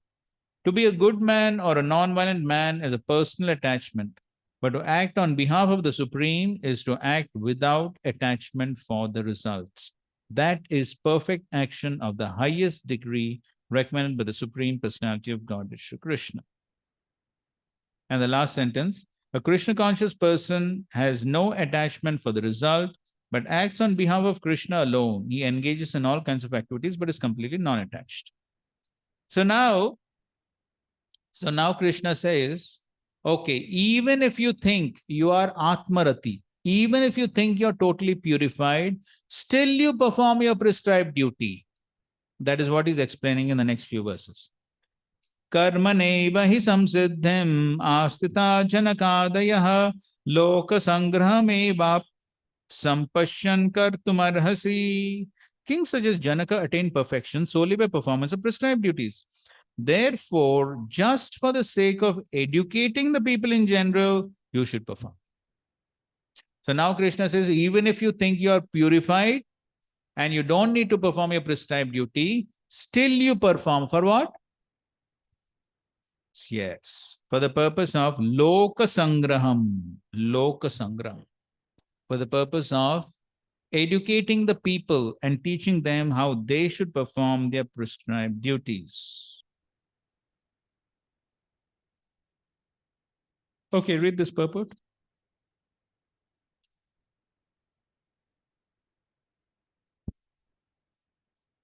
Kings like Janaka were all self-realized souls. Consequently, they had no obligation to perform the prescribed duties in the Vedas. Nonetheless, they performed all prescribed activities just to set examples for the people in general. Janak was the father of Sita and father-in-law of Lord Sri Ram. Being a great devotee of the Lord, he was transcendently situated. But because he was the king of Mithila, a subdivision of Bihar province in India, he had to teach his subjects how to perform prescribed duties. Lord Krishna and Arjuna, the Lord's eternal friend, had no need to fight in the battle of Kurukshetra, but they fought to teach people in general that violence is also necessary in a situation where good arguments fail. Before the battle of Kurukshetra, every effort was made to avoid the war, even by the Supreme Personality of Godhead, but the other party was determined to fight. So, for such a right cause, there is a necessity for fighting. Although one who is situated in Krishna consciousness may not have any interest in the world, he still works to teach the public how to live and how to act. Experienced persons in Krishna consciousness can act in such a way that others will follow, and this is explained in the following verse. Okay, so Krishna has given the example of Maharaj Janaka, that even though he was a totally self-realized soul, he was totally purified, but still he performed his duties just to set an example for the people. And Srila Prabhupada also tells the story of how Janak Maharaj, he was totally purified. And I'm sure most of us have heard that story. Which story? हाँ, उनको mic दे दो.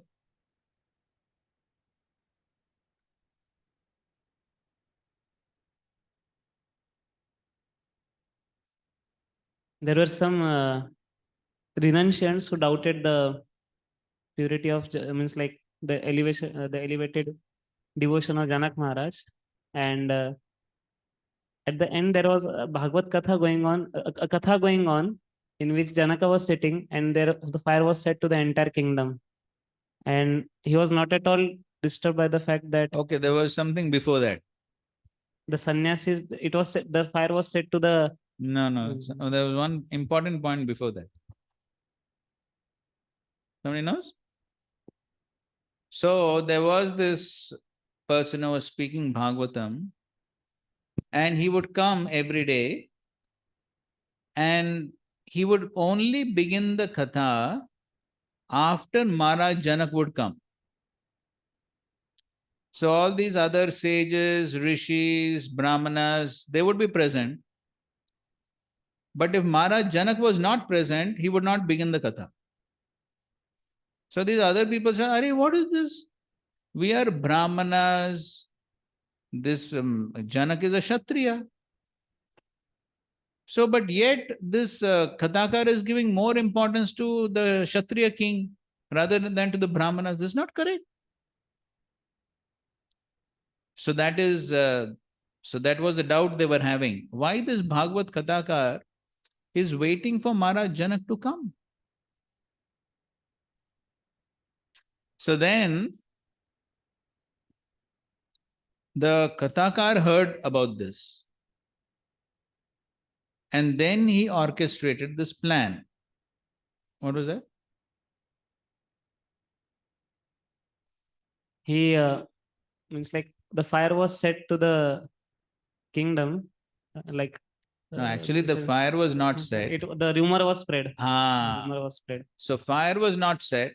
So the Kathakar arranged that he began his Katha, and then all of a sudden some people came running and said that, Maharaj, there is fire near your palace. There's fire. And especially the fire is engulfing all the Brahmanas' quarters. And then your palace also will be burned. So as soon as the Brahmanas heard that their houses are going to catch fire, they ran. And what do the Brahmanas have? Some piece of cloth. Hardly any possessions. Those days they didn't have a laptop and mobile and all that. They had only some piece of cloth and some grains. What else? Nothing much. But they ran to save that. And Maharaj Janak, he continued to sit. And he said, "Theek hai. The Lord will see to it." That was his faith. So then when the Brahmanas saw this, the renunciation of Maharaj Janak, then they understood why the Kathakar was waiting for Maharaj Janak. Why he was giving more importance, because he was definitely more realized than all the other Brahmanas. So that was Maharaj Janaka's position. That's why Krishna himself is taking the example of Maharaj Janak. So even though he was totally self-realized, but still he was performing his prescribed duties just to set an example. And why that setting of example is important? Next verse. Yad yad acharati shreshtas tad tad evetaro janaha sayat pramanam kurute lokastad anuvartate. Whatever action a great man performs, common men follow. And whatever standards he sets by exemplary acts, all the world pursues. Purport.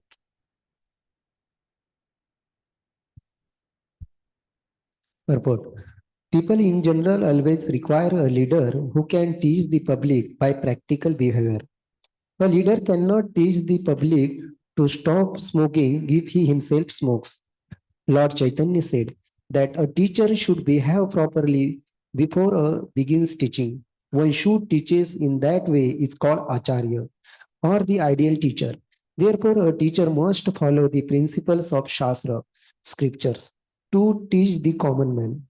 The teacher cannot manufacture rules against the principles of revealed scriptures. The revealed scriptures like Manu Samhita and similar authors are considered the standard books to be followed by human society. Thus, the leader's teaching should be based on the principles of such a standard shastras. One who desires to improve himself must follow the standard rules as they are practiced by the great teachers. The Srimad Bhagavatam also affirms that one should follow in footsteps of great devotees, and that is way of progress. On the path of scriptures realization, the king of the executive head of a state, the father and the school teachers are all considered to the natural leaders of the innocent people in general. All such natural leaders have a great responsibility to their dependents. Therefore, they must be convergent with standard books of moral and scriptural codes. Srila Prabhupada has written in first canto, 17th chapter, almost comes towards the end of the chapter. I'm forgetting the exact verse number.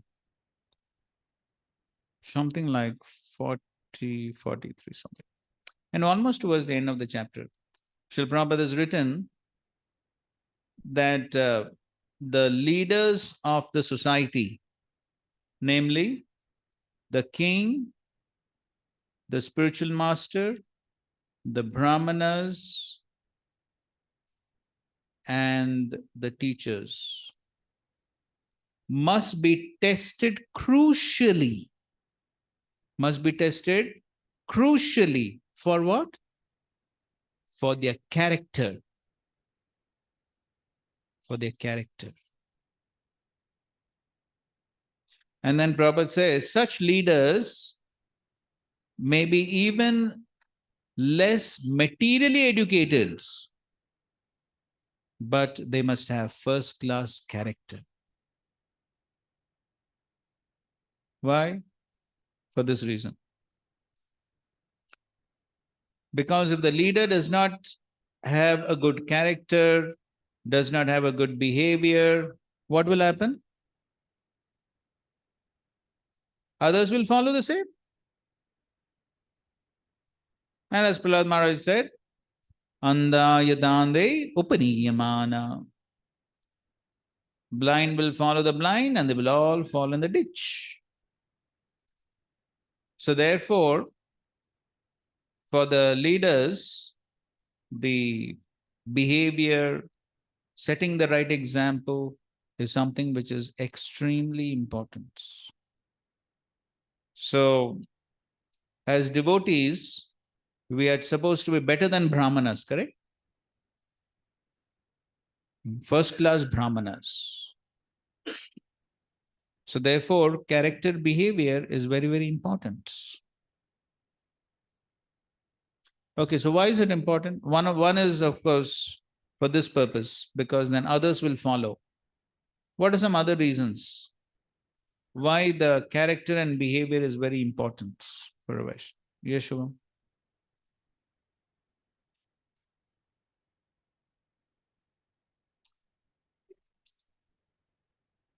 So they should not be exploited. Subordinates should not be exploited. Subordinates should not be exploited by them, leaders, father, teacher. Okay. Yes. So, okay, so you mean to say that if they don't have proper character, they'll exploit. Yes, definitely. And what will be the result of that? Then others will not have faith only in leaders. Like we see in spirituality, nobody wants to have guru because of so much exploitation done on the name of dharma.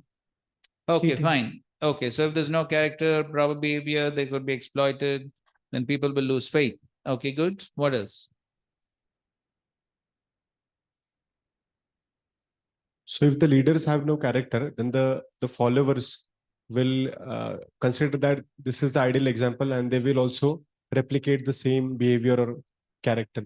Yes, so they'll also follow in the same example. That's right. What else?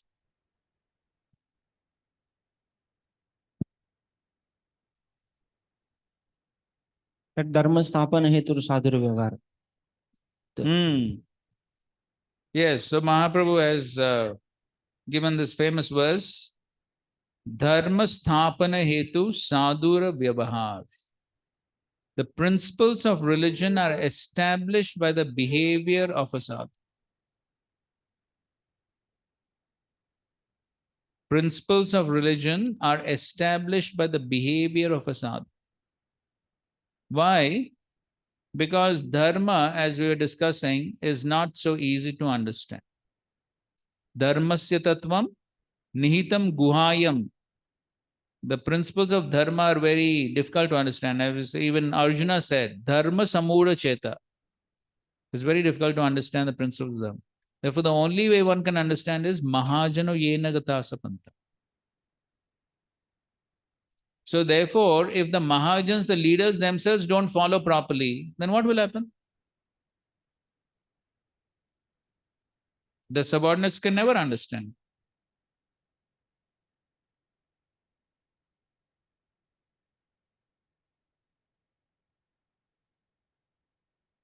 This seems to be a wrong place for a classroom, huh?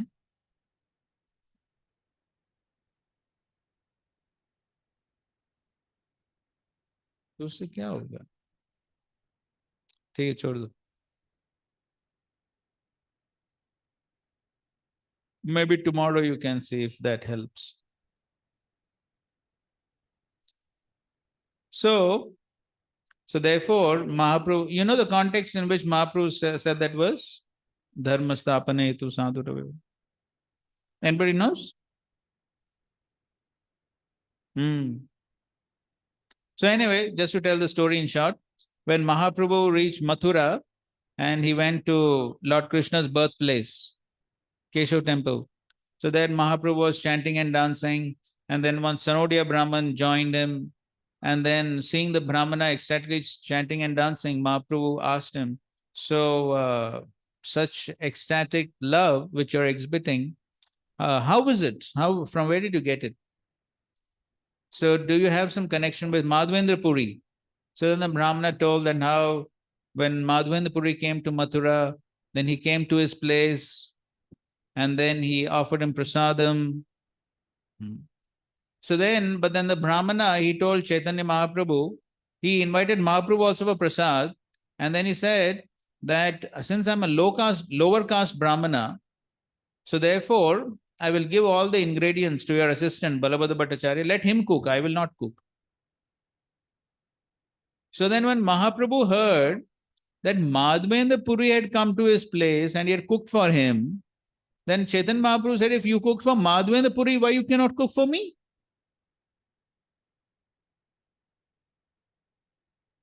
So then Chaitanya Mahaprabhu spoke this verse. Dharma sthapana hetu sadhura vyavhar. And there's another part of the verse also. So he says, the example set by Madhavendra Puri is the standard. So Madhavendra Puri accepted prasadam cooked by you, then why I should not accept?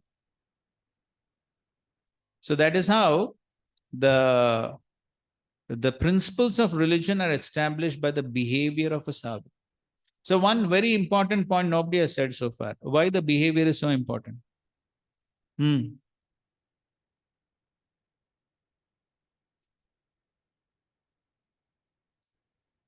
If the leaders will begin to exploit, then the general public and general masses will not hesitate to do the wrong deeds. They will do it very freely. Okay, that's fine. Yes, that's right. They will follow in their footsteps, do the wrong things. Then, so then,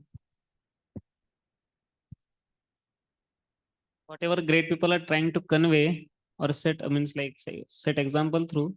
But if if they themselves are not don't have character, then whatever they're trying to convey, it won't carry any weight. So that means what? Means like there is one. The preaching will be affected. If the leaders themselves are not following, they themselves are not showing good behavior, talking about a spiritual society especially. In the spiritual society, if the leaders, the devotees, if they don't have good character, how will people be inspired to come? They will think, these people also don't have good behavior. They are acting like outside people. Then why should I come inside? Better stay outside. So therefore, that behavior is very, very important for preaching. There's that English saying, what? Actions speak louder than words. Srila Prabhupada also sometimes quoted Saint Francis of Assisi. Srila Prabhupada himself considered him a great saint. And so he said, throughout the day I preach and sometimes I speak. So how is the preaching? By actions. That is much more powerful. In the case of Srila Prabhupada, in the initial days, people didn't understand much philosophy. That's not what they came for.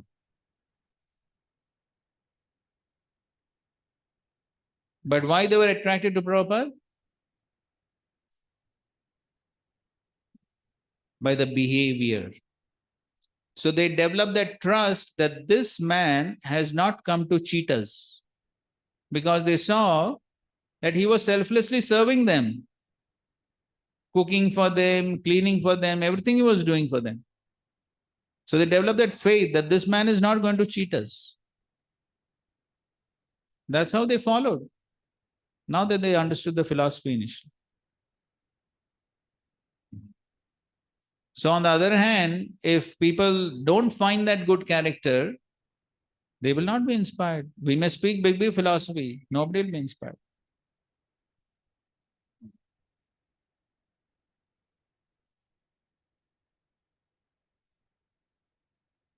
So therefore, Srila Prabhupada was very particular about the character, the behavior, the setting, the good example. So I'm sure most of you have heard, when Srila Prabhupada was asked by a TV reporter, how will we recognize the members of your society? What did Prabhupada say? Yes, they're perfect gentlemen. And that's what Prabhupada expected. So he expected that.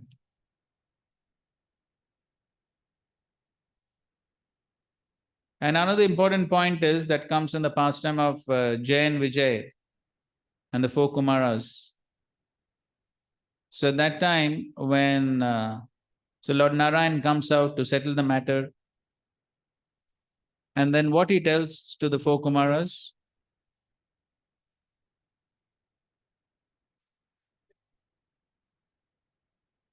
Yes. So Lord Narayan himself takes responsibility for the mistake of his servants. And he says, I'm ready to lop off my arm.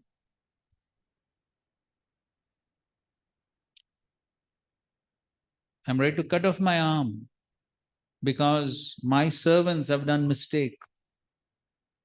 That's how I was led to take responsibility. So there in those purports, Srila Prabhupada explains, so similarly, if any member of our society does any mistake, the blame goes to the Acharya. So if any member of the society does any blunder, mistake, what people ask? Which society? Who's your guru?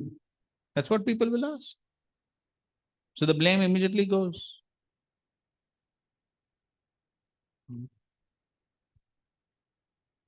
And those of you who have read is always Giraj Maharaj's book, The Jew Story. He tells about that prostitute who was sent by Mr. N. And so at that time, what was the main concern of Giraj Maharaj? Yes, what will Prabhupada think if I do something? So that should be the consciousness. What will happen to the name of Srila Prabhupada, to the society? So one has to be concerned if one has any love for them. And so therefore, maintaining that proper behavior is very important. Wherever we are,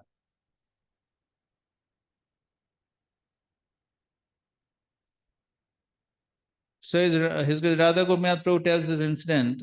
I don't know, maybe some of you have heard.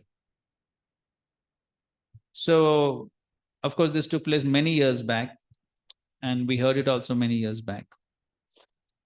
So he tells how once he had gone for booking a train ticket. So this was many years before, when one had to go to the station, fill all the details in a form, stand in line with the form, and then go to the counter and get tickets. And one of you has done that? Oh, good. Now, of course, nothing of that sort. So once Radha Gopinath Prabhu himself went to the station, and so he was standing in line, and one other congregation devotee came. So he also wanted to book one ticket. So he also had filled his form, and seeing Radha Gopinath Prabhu, he said, Prabhu, anyway you are standing in line, you take my form also.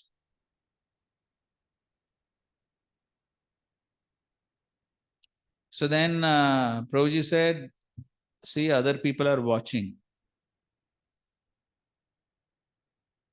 So they may not like it that you are not standing in line.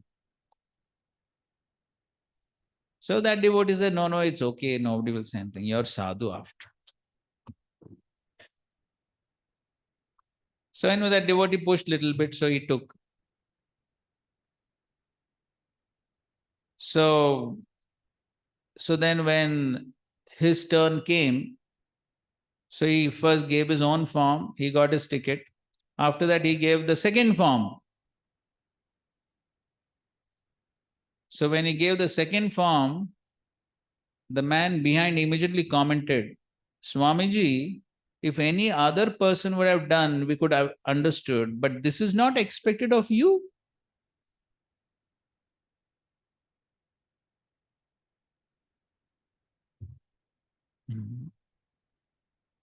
So people are watching.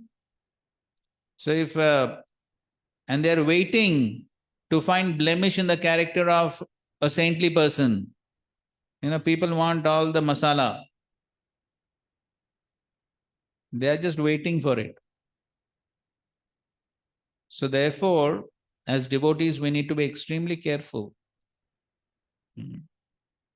Because by the proper behavior, so many can be attracted, and by improper behavior, so many can be repulsed from Krishna consciousness. And we also have so many examples of people being attracted, seeing the good behavior of devotees, seeing the happiness of devotees. There are so many stories of people being attracted. So either way, it works. So therefore, that's what Krishna is telling over here. And again, we know that famous story Prabhupada tells of the mother who comes with a child to the sadhu and says, my child eats too many sweets. And what the sadhu says? Come after 1 week. And you know the reason why. So in this way, we find so many stories, so many examples of how the behavior of saintly persons is extremely important. And that's why Krishna is telling Arjuna, because Arjuna was a leader. And therefore, Krishna is telling Arjuna, you have to set the proper example. Even if you think you're already purified, but just like Janak Maharaj, he was also purified, but he performed his prescribed duties just to set an example for the common people. Similarly, you also perform your prescribed, even if you think you're purified, you don't have to perform, but still you perform your prescribed duties for the sake of setting an example for the people.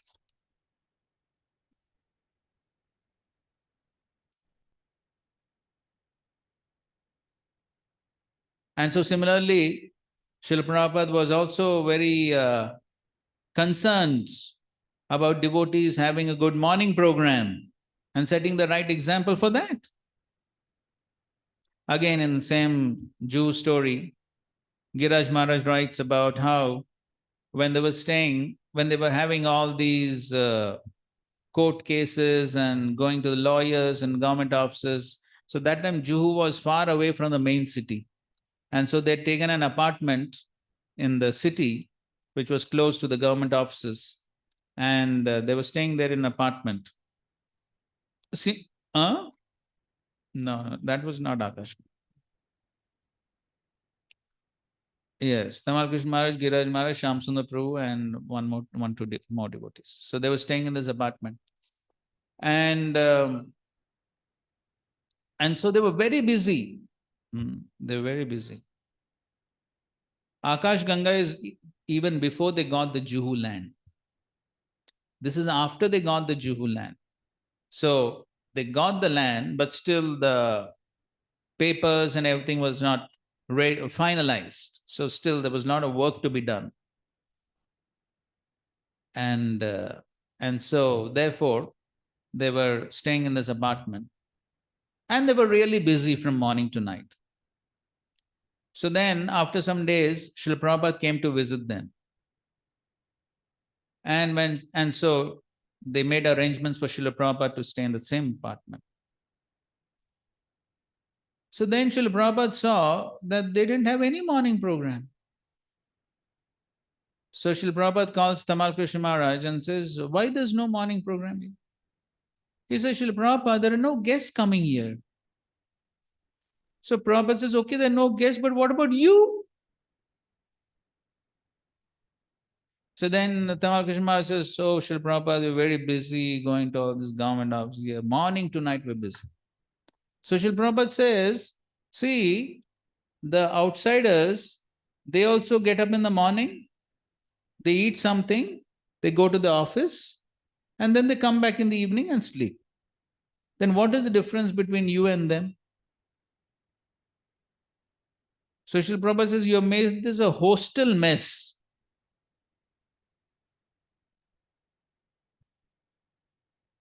That's what Prabhupada says. Hostel mess. So what is the difference between a hostel and this place? Same thing. So then Srila Prabhupada immediately tells them to start the morning program. And then from next day, Prabhupada himself starts giving morning Bhagavatam class, evening Bhagavad Gita class, then everything started. And then of course, when Prabhupada was there and all these programs were happening, then so many people, so many guests also came. So, but the point is, Srila Prabhupada was very particular about this. And maybe some of you have also read that other pastime of Burijan Prabhu in Hong Kong. So there Srila Prabhupada was even more heavy. Prabhupada asked him, are you in ISKCON? Whose disciple are you? So you see, Srila Prabhupada was very particular about all these things because he wanted to make sure that the proper example is set. As Prabhupada is writing in this purport, that if we don't set the proper example, we cannot expect others to follow. If we give classes on importance of morning program and we ourselves are not attending, will anyone be inspired to come? No. So therefore, setting that right example is very important. So after giving Janak Maharaj's example, now Krishna gives his own example in the next verse, 22nd. Name parthasti kartavyam trishu lokeshu kinchana nanavaptam avaptavyam varta eva chakarmani. O son of Pritha, there is no work prescribed for me within all the three planetary systems, nor am I in want of anything, nor have I a need to obtain anything, and yet I am engaged in prescribing. So what is the need for Krishna to perform prescribed duties? Usually when one has to perform prescribed duties? For what? For purification. Krishna needs purification. Or somebody may work to get something, correct? He wants something, he wants to get something, then one has to work to get it. Does it apply to Krishna? He is the source of everything. So Krishna is saying, see, Name parthasti kartavyam trishu lokeshu. In all the three worlds, I have no kartavya, I have no duties. Why? Na anavaptam. I don't want anything. Avaptavyam. Nor there's anything to be gained. So Krishna has no desires, he doesn't want anything, he doesn't want to gain anything. So, but still he's performing. Why?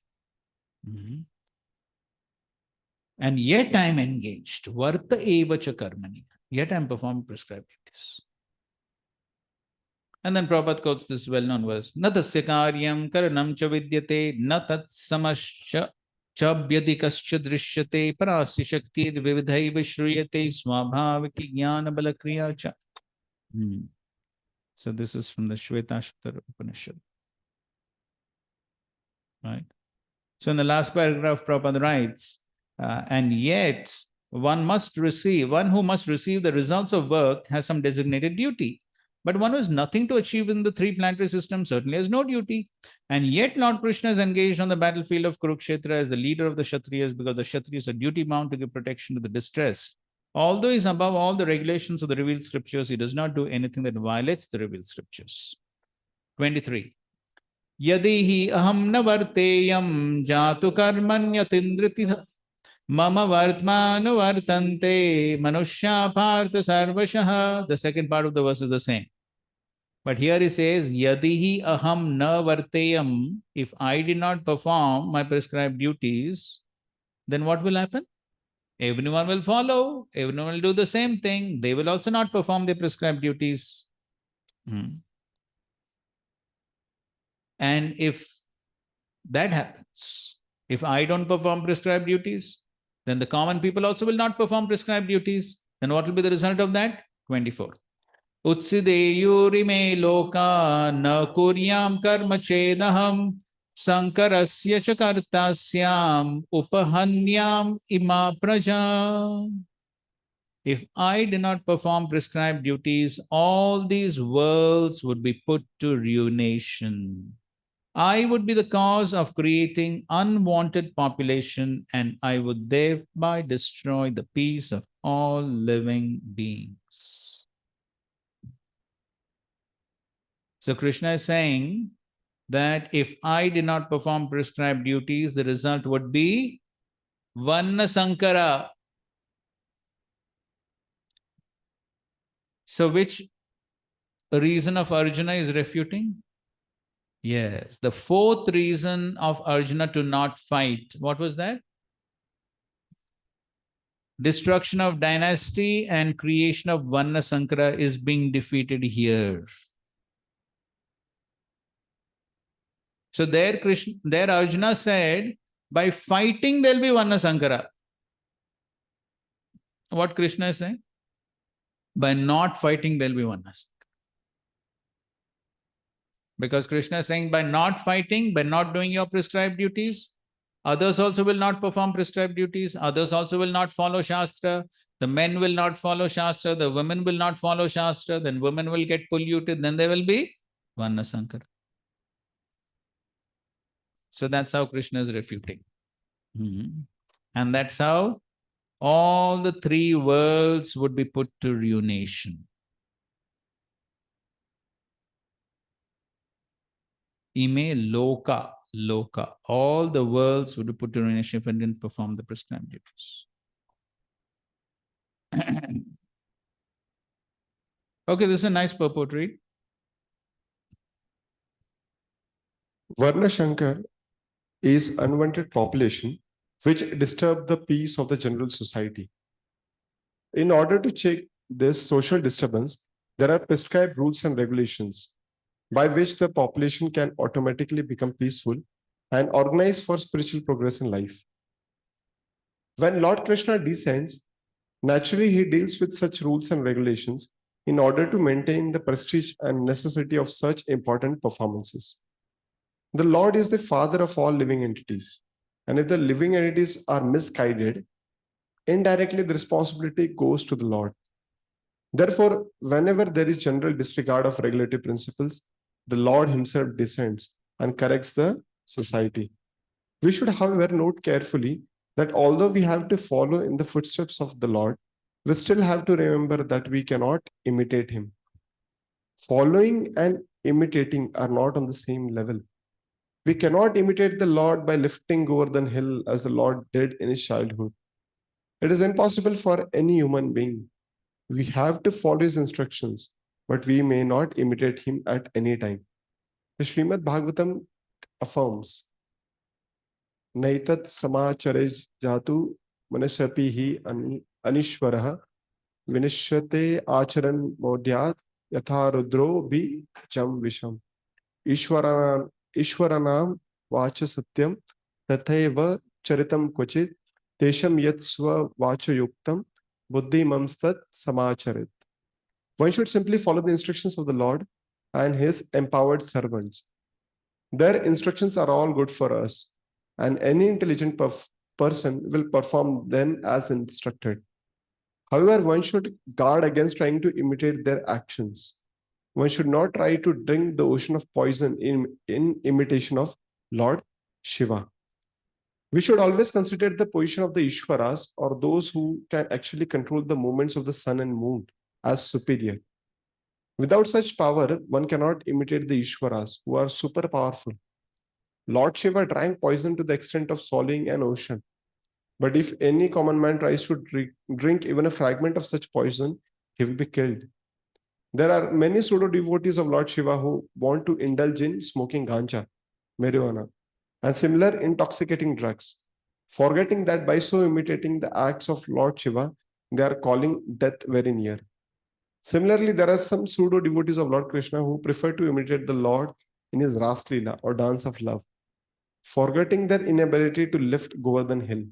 It is best, therefore, that one not to try to imitate the powerful, but simply follow their instructions. Nor should one try to occupy their post without qualification. There are so many incarnations of God without the power of the Supreme Godhead. Yes. As Prabhupada said, so many incarnations being manufactured in the factory of the brain. So here, Srila Prabhupada is especially speaking about the difference between following and imitating. So what are the difference between following and imitating?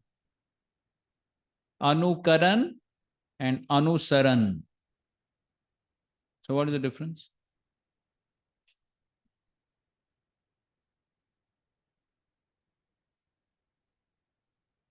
Imitating is replicating their actions. Following is their instructions. Okay. Okay, fine. That's one point. So imitating means just imitating their actions, and following means to follow the instructions. Okay. Huh? Imitating means that's what he said, that imitating the actions, and other thing, following footsteps means taking the principles from there and applying in our level what we can do. Just like Raghunath Das Goswami, we can apply the renunciation at our level, not imitating him. Okay, so following at our level. Okay, what else? When imitation, as what Prabhu only said, but generally Anusaran is we understand that we cannot be like them, but we take the spirit. Okay, what is ideal for my Krishna? Okay, that's correct. And we should understand our position. What instruction is fitting for us, that we should apply. And then we should not copy the things which other people are following at their position, what they're doing. Okay, that's correct. Nobody has said, what's the motive?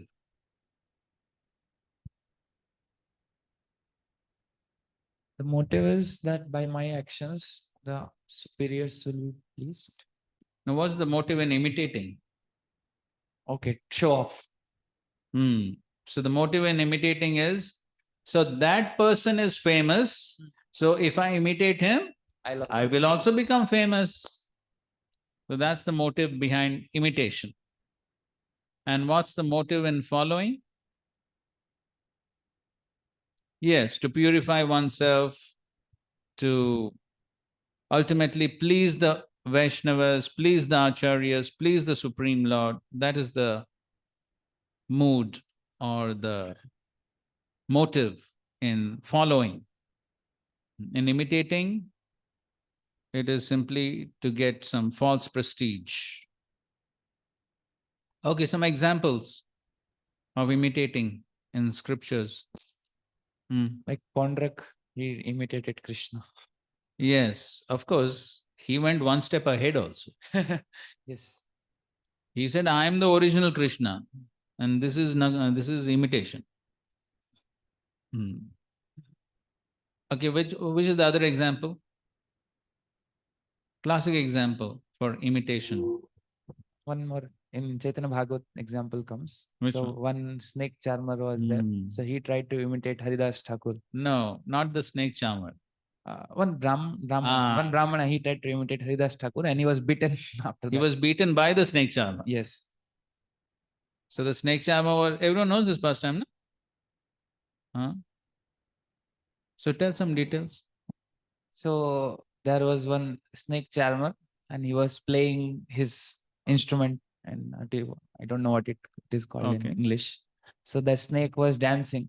So when Haridas Thakur saw it, he remembered Lord. Actually, he was not only just playing the instrument, he was singing the glories of the Lord through that instrument. And so by hearing the glories of the Lord and seeing the snake, he remembered Supreme Lord.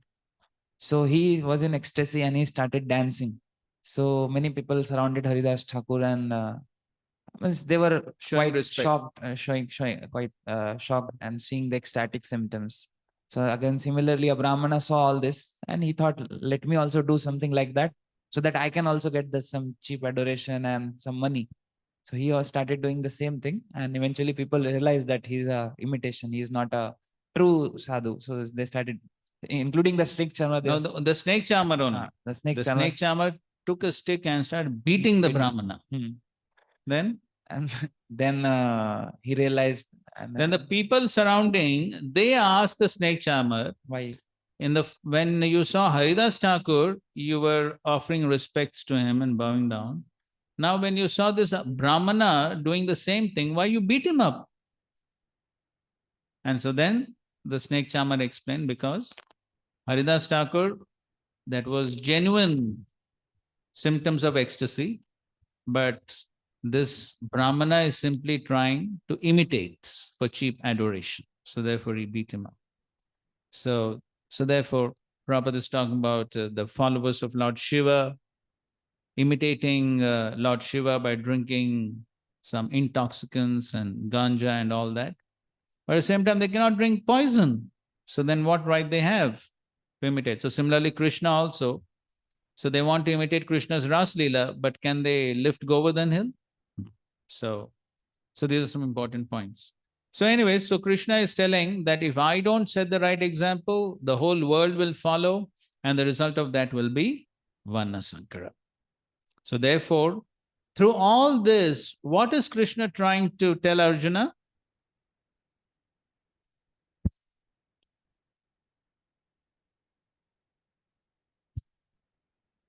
Atmarati, still you have to follow that to set an example, like I do, like what Janak Maharaj has done. Yes.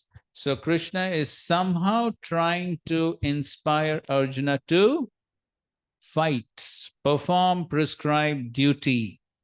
For that, Krishna is trying so many ways, so many different angles. Prabhupada is somehow trying to inspire Arjuna to fight.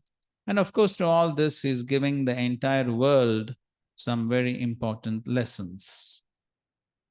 Okay. So now going to the next section. We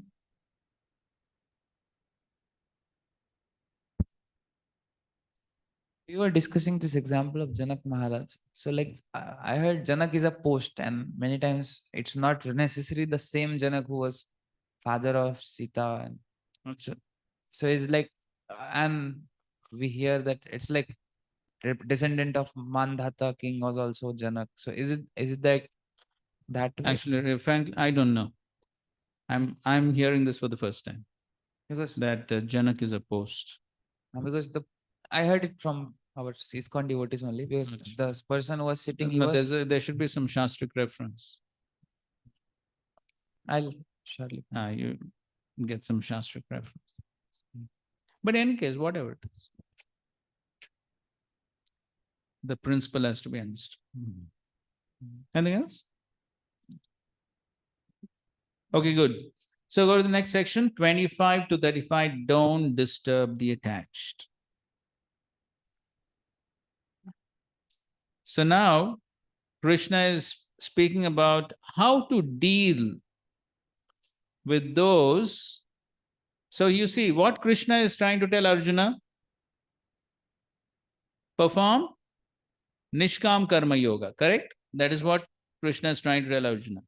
So Nishkam Karma Yoga means performance of duties without attachment to the fruits. So now, if those who are in knowledge, who are performing Nishkam Karma Yoga, they see others who are attached to the fruits. So if we see that some other people are attached to the fruits, they're not performing Nishkam Karma Yoga, they're very much attached to the fruits, then how one should deal with them? So that's what Krishna is telling. And in that way, inspire them also to perform Nishkam Karma Yoga. Sakta karmanya vidvamso yatha kurvanti bharata kuryad vidvams tata saktash chikirshu loka sangraham. As the ignorant perform their duties with attachment to results, the learned may similarly act, but without attachment, for the sake of leading people on the right path. So here he's just talking about the difference between those who are attached and those who are not attached. So who are attached? Those who are ignorant, avidvamso, avidvamso. So those who are ignorant, they are sakta, they are attached. And those who are vidvan, kuryad vidvan, they are asakta. Okay, so those who are avidvan, they are sakta, and those are vidvan, they are asakta. And the vidvan, they are asakta for what? Chikirshu loka sangraha, for the sake of setting the right example for the people in general. So here he's just talking about the difference between these two types of people. And Prabhupada, he writes in the purport, person in Krishna consciousness, person not in Krishna consciousness are differentiated by different desires. A Krishna conscious person does not do anything which is not conducive to development of Krishna consciousness. He may even act exactly like the ignorant person who is too much attached to material activities, but one is engaged in such activities for satisfaction of sense gratification, whereas others engaged for the satisfaction of Krishna. So externally, it may appear as if both are performing the same activities, but there's a difference in consciousness. Okay, 26. Na buddhi bedam janayet ajnanam karma sanginam joshayet sarva karmani vidvan yukta samacharan. So as not to disrupt the minds of ignorant men attached to the fruitive results of prescribed duties, a learned person should not induce them to stop work. Rather, by working in the spirit of devotion, he should engage them in all sorts of activities for the gradual development of Krishna consciousness. Okay, so now in this verse, Krishna is specifically telling how to deal with those people who are attached to the fruits of their work. So he says, Na buddhi bedam janayet ajnanam karma sanginam. So those who are ajnanam, those are foolish, and those who are karma sanginam. Karma sanginam means those who are attached to the fruits of their activities. So he says, for such people, one should not disturb their intelligence. Buddhi bedam na buddhi bedam janayet. So one should not disturb their intelligence and should not tell them to stop doing work, but rather what he should do? Joshayet sarva karmani. So Krishna is saying, so suppose one sees that somebody is very much attached to the fruits of his work. So one way of dealing is what? Stop the work. You are attached to the fruits of your work, you are attached to the work, this will result in bondage, you will go to hell. Better stop the work only. Is it good advice? Why not? Yes. So Krishna has already said what? Nahi kasyat shanamapi jatu tishtatya karmakrit karyate hi avashya karma sarva prakriti jair gune. Krishna said no one can be without working for even a moment, because one will be forced to work by the modes. So if one simply tells stop the work, you're doing all useless work, you're attached to the work, you're attached to the fruit, stop the work. Krishna says it won't work. So better is what? Better is what? Yeah. So better is you inspire the person to continue the work, but without attachment to the fruits. Don't just tell him to stop the work. So that's what Prabhupada is explaining. Therefore, I'm reading in between. Therefore, a realized soul in Krishna consciousness should not disturb others in their activities or understanding, but he should act by showing how the results of all work can be dedicated to the service of Krishna. That means what? By showing the proper example. So by showing the proper example, how one can work, but one can dedicate the fruits of the activities for the Supreme. So one can show that example, right? So even in our Krishna conscious preaching, for new people, therefore, we introduce them to various grihasthas, right? So that people see the example, that how it's not that everyone has to renounce one's worldly duties and stay in the temple, but one can be in the outside world, having a job and business, but still work for the satisfaction of the Supreme. So that's what Krishna is saying. Show the proper example, how one need not stop work, but one can perform one's work in the world, but at the same time not be attached to the fruits of the activity. So that's what Krishna is telling here. The learned Krishna conscious person may act in such a way that the ignorant person working for sense gratification may learn how to act and how to behave. Although the ignorant man is not to be disturbed in his activities, a slightly developed Krishna conscious person may directly be engaged in the service of the Lord without waiting for other Vedic formulas. For this fortunate man, there is no need to follow the Vedic rituals, because by direct Krishna consciousness, one can have all the results one would otherwise derive from following one's prescribed duties. So now Srila Prabhupada is making another point. So yes, as far as what Krishna is saying, okay, don't disturb them. Let them continue their work and you show them the proper example how to perform Nishkam Karma. So show them how they can perform all their prescribed duties and at the same time not be attached to the fruits.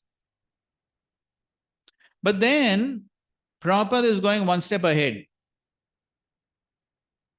And Prabhupada is saying, no, sometimes we can encourage people to give up their material activities and take to direct Krishna consciousness.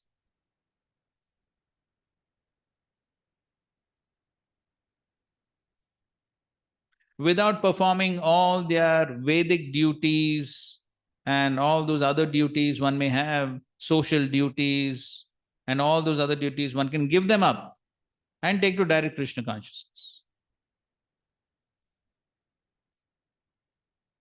So why is Prabhupada writing this? So is it something against what Krishna is speaking?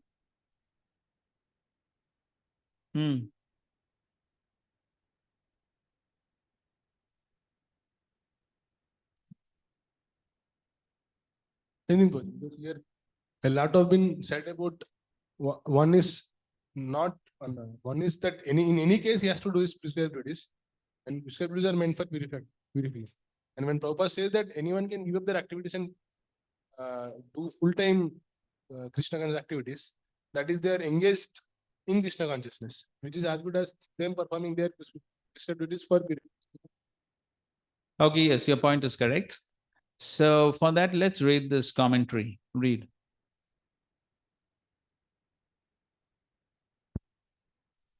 Vishwanath Thakur commentary to 3.26. You should not disturb the minds of those attached to action because of their impure hearts by saying this karma is despicable. Give up action and become successful like me by the practice of jnana. Instead, you should engage them in action, Joshayet, by saying perform action without desire and become successful. Doing those actions, you set an example for others. But according to the Bhagavatam, this is contrary to the statement of the Lord. Swayam nishreyasam vidvan na vaktya ajnaya kamahi na rati rogino patyam vanchatopi bishaktama. A pure devotee who is fully accomplished in the science of devotional service will never instruct a foolish person to engage in fruitive activities for material enjoyment, not to speak of helping him in such activities. Such a devotee is like an experienced physician who never encourages a patient to eat food injurious to his health, even if the patient desires it. Srimad Bhagavatam 6.9.50. True, but this is in relation to instructions given about bhakti. It is not contradictory to giving instructions in this way about jnana. Continue. Jnana is dependent on purity of the heart, and purity of the heart is dependent on action without desire. But bhakti is by nature very strong and is not dependable even on the purity of the heart. It is possible for you to produce faith in bhakti in other person, then you may disturb the minds of those attached to action.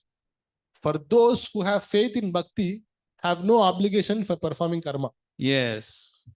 So there are slightly different rules for the path of karma and jnana and the path of bhakti. So now what Krishna is speaking about, Krishna is essentially speaking about these levels, this karma and jnana. So Krishna is telling, don't tell someone to give up karma and directly jump to the path of jnana. That means giving up prescribed duties. Why? Yes, because they're not purified. And then Krishna has already discussed all that. If they're not purified, then what's the possibility? Mithyachari. So, just because somebody is attached to the fruits, if you tell him, no, give up the work itself, that means come to this stage. But he's not qualified for this. So therefore, no, don't do that. You set the right example and teach him what? How to perform Nishkam Karma. Okay, that is what Krishna is telling. Now, what Prabhupada is talking about, what the Acharya is talking about is, but this doesn't apply to bhakti. Because in bhakti, there is no other activity which is needed to be done for purification. In this case, what is the prerequisite for jnana? Karma. By karma, by performance of prescribed duties, one needs to be purified. Then when one is purified, one becomes qualified for jnana or for renunciation. But on the path of bhakti, it is not like that. On the path of bhakti, the activities of bhakti themselves are purifying. The activities of bhakti themselves are purifying. So therefore, even if one gives up some of the worldly duties, and that's what Krishna finally tells, Sarvadharman Parityaja. Correct? So Krishna is telling, give up all the other dharmas. All the other dharmas means what? Varnashram dharma, society dharma, pitri dharma, national dharma. So give up all these other dharmas. Those Panch Mahayagya, that is also part of dharma. So Krishna is saying, give them all up. There's no need to perform. Why? Because bhakti is by nature very strong and is not dependent even on the purity of the hearts. So therefore, on the path of bhakti, Even if we tell people, no, there's no need to perform all these other duties, directly take up to Krishna consciousness. Still, it is justified on the path of bhakti, because bhakti is very strong. The purificatory process, potency of bhakti is very strong because Krishna's mercy, bhakti and Krishna, non-different. So therefore, if one is able to, as he says, produce faith in bhakti in the other person, then you may disturb the minds of those even attached to action. Is this point clear? Okay. Okay. So that's how Krishna is telling one needs to deal with those who are attached to the fruits of the activities by setting the right example and showing them how to perform Nishkam Karma Yoga. Okay, fine. So we will continue our discussions tomorrow. So tomorrow we'll try to finish the 3rd chapter, and then we have 2 more days for the 4th chapter. All right. Okay. Thank you very much. Srila Prabhupada ki jai, Srimad Bhagavad Gita ki jai, Samved Gaur Bhakta Vranda ki jai. Thank you very much. Hare Krishna, Krishna Krishna, Hare Hare. Hare Rama, Rama Rama, Hare. And if we get another 3 or 4 classes, we'll finish the 6 chapters. Think about it.